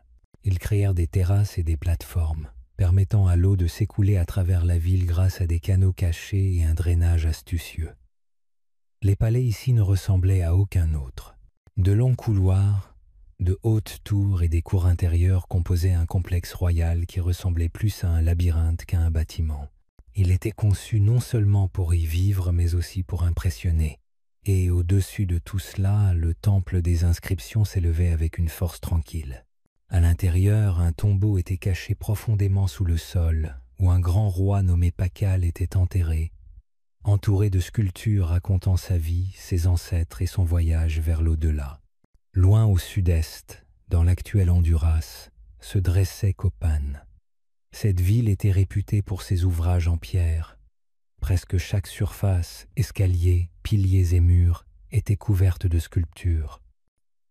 La plus célèbre d'entre elles est l'escalier hiéroglyphique, une volée de marches abruptes ornées de plus de 2 hiéroglyphes. Ensemble, ils racontent l'histoire des dirigeants de la ville, leurs victoires, leurs lignées et leur lien avec la religion. Il s'agit du plus long texte maya connu, gravé non pas sur du papier mais sur un escalier. À Copán, même les statues prenaient vie. Les dirigeants étaient sculptés en pied, parfois avec des capes tourbillonnantes et des coiffes détaillées, évoquant davantage la religion que les humains. Dans les forêts du Belize, Caracol devint l'une des cités les plus puissantes de son époque. Ses dirigeants remportèrent des victoires sur d'autres grands centres, dont Tikal. La particularité de Caracol résidait dans son étendue. La ville s'étendait sur des collines et des vallées, avec des routes s'étendant dans toutes les directions, reliant quartiers, fermes et espaces publics. Ces bâtisseurs utilisèrent des terrasses pour cultiver la terre et construisirent des réservoirs pour recueillir l'eau de pluie. Ce n'était pas seulement une ville, c'était un paysage soigneusement planifié, conçu pour subvenir aux besoins de milliers de personnes. Le point commun de toutes ces cités était l'ingénierie. Les Mayas ne se contentaient pas de construire de hauts temples. Ils résolvaient des problèmes. Déplacer l'eau, façonner la pierre, planifier les routes et concevoir des espaces de vie. Ils maîtrisaient l'équilibre, la pression et le poids. Ils construisirent des voûtes qui résistèrent pendant des siècles, des escaliers alignés avec les étoiles et des plateformes qui tiennent encore debout aujourd'hui. Et ils accomplissaient tout cela sans outils métalliques ni roues. Ces cités étaient bien plus que de la pierre et du travail. Elles étaient des messages. Elles montraient ce dont les Mayas étaient capables lorsqu'ils travaillaient ensemble. Elles témoignaient de la force de leurs dirigeants, de la beauté de leurs croyances et de l'intelligence qui se cachait derrière chaque bloc sculpté. C'était l'apogée de la civilisation maya, puissance, fierté et génie gravés dans chaque recoin de la jungle. La période classique fut une époque où les Mayas démontrèrent tout leur potentiel. Ils ne bâtirent pas leurs cités dans des endroits faciles d'accès. Nombre d'entre elles se trouvaient au cœur des forêts, sur des collines rocheuses ou dans des vallées. Pourtant, ils trouvèrent des moyens de façonner le territoire et de l'exploiter. Ils creusèrent des espaces plats pour y construire des maisons et des temples. Ils construisirent de larges routes, appelées segbob, qui reliaient les différentes parties de la cité et reliaient même une cité à une autre plus éloignée.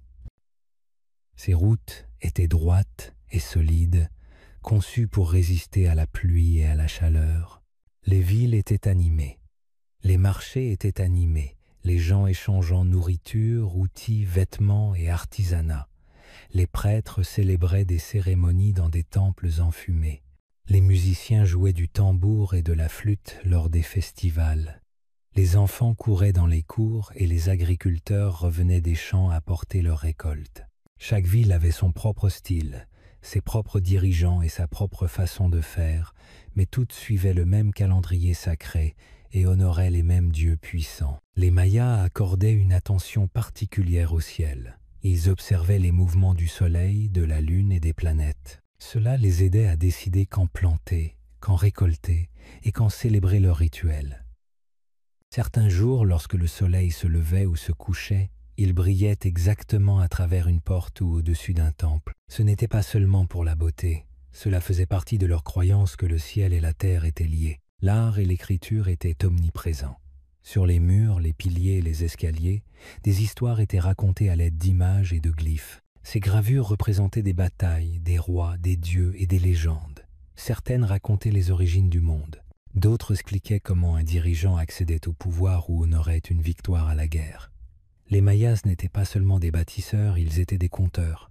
Ils utilisaient des symboles pour consigner l'histoire et la transmettre aux générations futures. Chaque grande cité avait son propre souverain et chacun d'eux voulait prouver sa grandeur. Ils portaient de riches vêtements de plumes, de jade et de tissu. Ils accomplissaient des rituels témoignant de leur lien avec les dieux.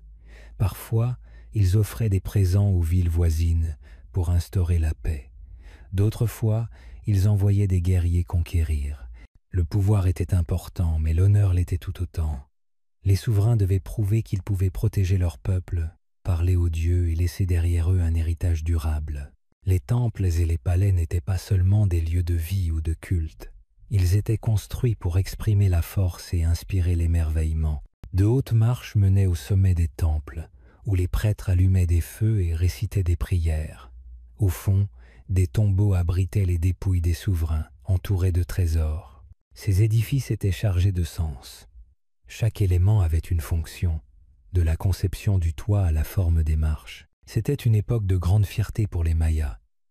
Ils ont porté leurs idées au loin et ont travaillé ensemble pour les concrétiser. Leurs mains ont façonné la pierre, leur esprit a suivi les étoiles et leur cœur a cru en quelque chose de plus grand. Même si ces cités sont aujourd'hui silencieuses, l'esprit de la période classique perdure encore aujourd'hui dans les pierres, les histoires et les descendants du peuple maya. Un nouvel ordre. La Renaissance post-classique, après la chute des grandes cités des basses terres du Sud, le monde maya ne s'est pas effondré, il a changé. Les gens ont déménagé, les familles ont plié bagages et quitté les anciens centres à la recherche de nouveaux lieux de vie. Nombre d'entre elles ont pris la direction du nord, vers la péninsule du Yucatan, où l'eau douce des cénotes et des sols plus fertiles rendait la vie plus supportable en période de sécheresse. Ce nouveau départ a marqué le début de la période post-classique, une époque de reconstruction, de remise en question et de renaissance. Ce n'était plus le même monde qu'avant, mais c'était toujours le monde maya. Au nord, de nouvelles cités commencèrent à se développer, et l'une des plus puissantes fut Chichén Itzá. Construite près d'un cénote profond, un gouffre naturel fournissant de l'eau douce toute l'année, elle devint rapidement un centre commercial, politique et religieux. La ville se distinguait de celle du sud. Ses bâtiments étaient plus grands, plus ouverts et mêlaient des idées nouvelles. Les temples étaient ornés de colonnes, des guerriers étaient sculptés dans les murs de pierre. Des serpents au corps emplumé descendaient les escaliers. Ces styles n'étaient pas uniquement mayas. Ils témoignaient de l'influence d'une autre culture puissante, les Toltecs, qui vivaient loin à l'ouest, dans le centre du Mexique. Chichén Itzá devint un lieu de rencontre de différentes traditions. Son architecture reflétait ce mélange, l'architecture maya et l'imagerie toltèque. On pouvait l'observer dans le temple des guerriers, dans le grand jeu de Baal et dans les sculptures de crânes et d'aigles qui bordaient les plateformes de pierre. Ce mélange de cultures contribua à la prospérité de Chichén Itzá. Elle devint plus qu'une simple cité. Elle devint le symbole d'un nouveau type de pouvoir maya. Le commerce joua un rôle majeur dans ce nouveau monde. Contrairement aux anciennes cités enfouies au cœur de la forêt tropicale, les nouveaux centres étaient plus proches de la mer. Cela permit aux Mayas de se connecter à des lieux éloignés en canot. Le commerce maritime explosa. Les ports côtiers comme Tulum, Xcaret et Campeche devinrent des plaques tournantes animées où transitaient sel, obsidienne, coton, cacao, jade et autres marchandises. Les marchands mayas, habiles à naviguer sur terre et sur mer, contribuèrent à relier le Yucatan au reste de la Mésoamérique, et même au-delà. Avec l'essor du commerce et des contacts extérieurs, la politique commença également à évoluer. L'idée d'un roi unique et divin céda peu à peu la place à une autre réalité. Dans des villes comme Mayapan, le pouvoir était partagé entre de puissantes familles. Ces conseils dirigeants prenaient les décisions ensemble, équilibrant le pouvoir entre les lignées nobles. Au lieu d'un seul homme détenant le pouvoir absolu, l'autorité était répartie entre les groupes. Ce système, bien qu'imparfait, apporta une certaine stabilité après le chaos de l'effondrement précédent. Mayapan elle-même devint la dernière grande cité maya avant l'arrivée des Espagnols. Entourée d'une muraille protectrice, peuplée de temples et de maisons plus petits, elle portait le souvenir de cités plus anciennes comme Chichén Itzá, mais était façonnée par les besoins d'une ère nouvelle. Moins imposante, elle était néanmoins résiliente. Pendant un temps, elle maintint l'unité d'une région autrefois peuplée de rois rivaux et de temples oubliés. La période post-classique fut une époque de changement, mais aussi de survie. Les Mayas s'adaptèrent. Ils commerçaient davantage, partageaient le pouvoir différemment et bâtissaient des cités tournées vers l'avenir tout en se souvenant du passé. L'ancien monde était tombé, mais de ses racines naissait un nouvel ordre. Malgré les changements du temps, le peuple maya a continué d'avancer. Il n'a pas oublié qui il était. Les anciennes coutumes sont restées vivantes, mais il a aussi laissé place à la nouveauté. Il a appris des autres, partagé des idées et expérimenté de nouveaux modes de vie. Ses bâtiments ont évolué, ses dirigeants ont changé et ses routes commerciales se sont étendues. Mais son esprit est resté le même. Il était toujours les enfants du soleil, de la terre et des étoiles. À mesure que les villes se développaient près de la côte et que le commerce s'intensifiait, de plus en plus de personnes se livraient à l'achat et à la vente. Les marchés étaient remplis de couleurs, de sons et de vie. Les familles venaient échanger du sel, du poisson ou des tissus. Elles apportaient des outils artisanaux, des poteries peintes et des sacs tissés. Des gens de contrées lointaines arrivaient avec de nouvelles marchandises et de nouvelles histoires.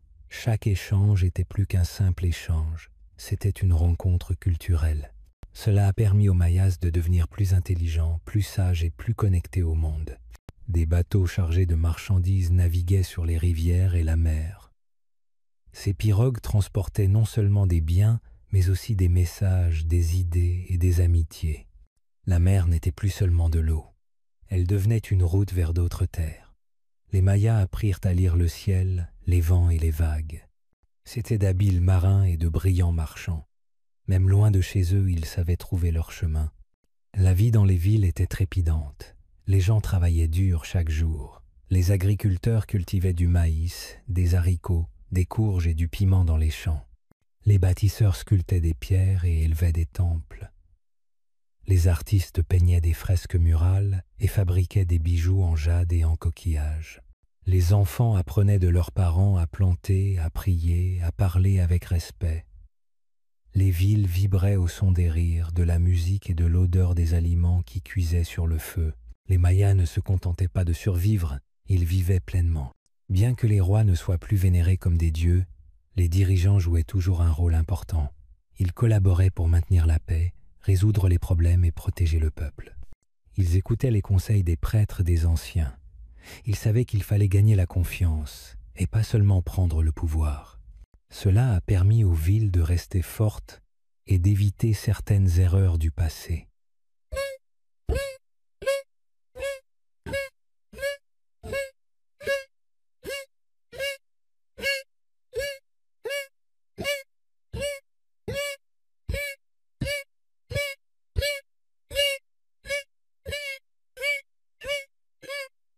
La religion faisait encore partie de la vie quotidienne. Les gens honoraient encore le soleil, la lune, la pluie et les esprits de la nature. Ils organisaient des cérémonies et brûlaient de l'encens. Ils offraient de la nourriture et des prières. Le calendrier servait à guider les plantations et les fêtes. Même dans les temps modernes, les anciennes croyances restaient ancrées dans le cœur.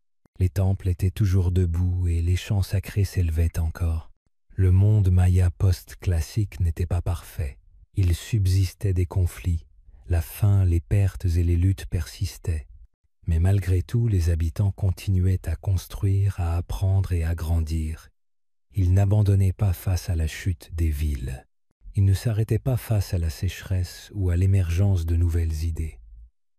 Ils façonnaient leur avenir avec les outils de leur passé et la force de leur volonté. Ce n'était pas la fin de leur histoire, c'était un nouveau chapitre. Les Mayas avaient changé, mais ils n'avaient pas disparu. Leurs mains cultivaient toujours la terre. Leurs esprits étaient toujours tournés vers les étoiles, et leurs cœurs battaient toujours au rythme de leurs ancêtres. Futurs Mayas, renaissance, résistance et héritage. L'histoire maya ne s'est pas terminée avec la chute des villes ou l'arrivée des Espagnols. Elle a perduré. Elle continue. Aujourd'hui, des millions de Mayas vivent dans le sud du Mexique, au Guatemala, au Belize et dans certaines régions du Honduras et du Salvador. Ils parlent des dizaines de langues mayas, cultivent leur propre nourriture, tissent des vêtements traditionnels et pratiquent des coutumes transmises de génération en génération. Ils ne sont pas un souvenir. Ils sont un peuple vivant, toujours là, toujours fort. Dans de nombreux villages, les habitants parlent encore les langues que leurs ancêtres utilisaient bien avant que la première pierre ne soit gravée à Tikal ou à Copan. Le yucatec, le quiché, le caxiquel et le mam ne sont que quelques-unes des langues mayas encore parlées aujourd'hui. Les enfants grandissent en les entendant à la maison. Les anciens enseignent des prières, des chants et des histoires qui perpétuent la voix du passé. Bien que l'espagnol soit utilisé à l'école et dans les villes, les efforts pour préserver les langues mayas se multiplient. Les communautés enseignent désormais les deux, permettant ainsi aux jeunes de rester connectés à leurs racines tout en progressant. Les Mayas ont également continué à résister.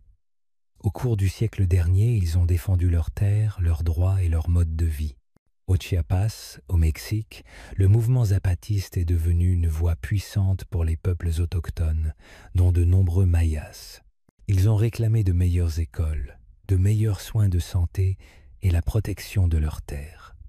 Ils ont créé leur propre conseil et déclaré qu'ils s'autogouverneraient. Au Guatemala également, les communautés mayas se sont organisées pour protéger leurs terres de l'exploitation minière et des grands projets de développement. Elles ont manifesté et porté leurs affaires devant les tribunaux, souvent au péril de leur sécurité pour être entendues. Au même moment, le monde extérieur commençait à redécouvrir la civilisation maya. Pendant des années, les archéologues ont exploré des sites antiques, reconstituant l'histoire des rois, des calendriers et des cités cachées dans la jungle. Mais aujourd'hui, quelque chose de nouveau se produit. Les Mayas eux-mêmes s'investissent dans ce travail, non seulement comme guides ou ouvriers, mais aussi comme leaders. Ils contribuent à raconter leur propre histoire en utilisant leur langue, leur culture et leur compréhension du passé. Les technologies modernes ont également ouvert de nouvelles voies pour protéger et partager le patrimoine maya. Archives numériques, dictionnaires en ligne et applications d'apprentissage des langues contribuent à préserver les écritures et les paroles anciennes. Les artistes mayas utilisent les réseaux sociaux pour partager musique, poésie et tissage traditionnel. Les jeunes utilisent leurs téléphones et ordinateurs pour enregistrer des cérémonies, interviewer des anciens et transmettre des connaissances autrefois partagées uniquement en face à face. Ces outils s'intègrent également à la culture, offrant de nouvelles façons de perpétuer les traditions ancestrales. Le monde maya d'aujourd'hui est un mélange d'ancien et de moderne. Il a connu la conquête, l'effondrement et le changement, mais il n'a jamais disparu. Grâce à leur force, leur mémoire et leur lien avec la terre, les Mayas ont perduré. Ils ont cultivé des jardins sur la même terre que leurs ancêtres cultivaient autrefois. Ils ont prononcé les mêmes paroles, chanté les mêmes chansons et parcouru les mêmes sentiers. Ce n'est pas seulement un héritage, c'est un avenir. Un avenir bâti sur la résilience, la fierté et le battement profond et constant d'une civilisation qui refuse de s'éteindre. L'histoire maya continue, non pas dans les ruines, mais dans les gens, dans les voix, dans la vie.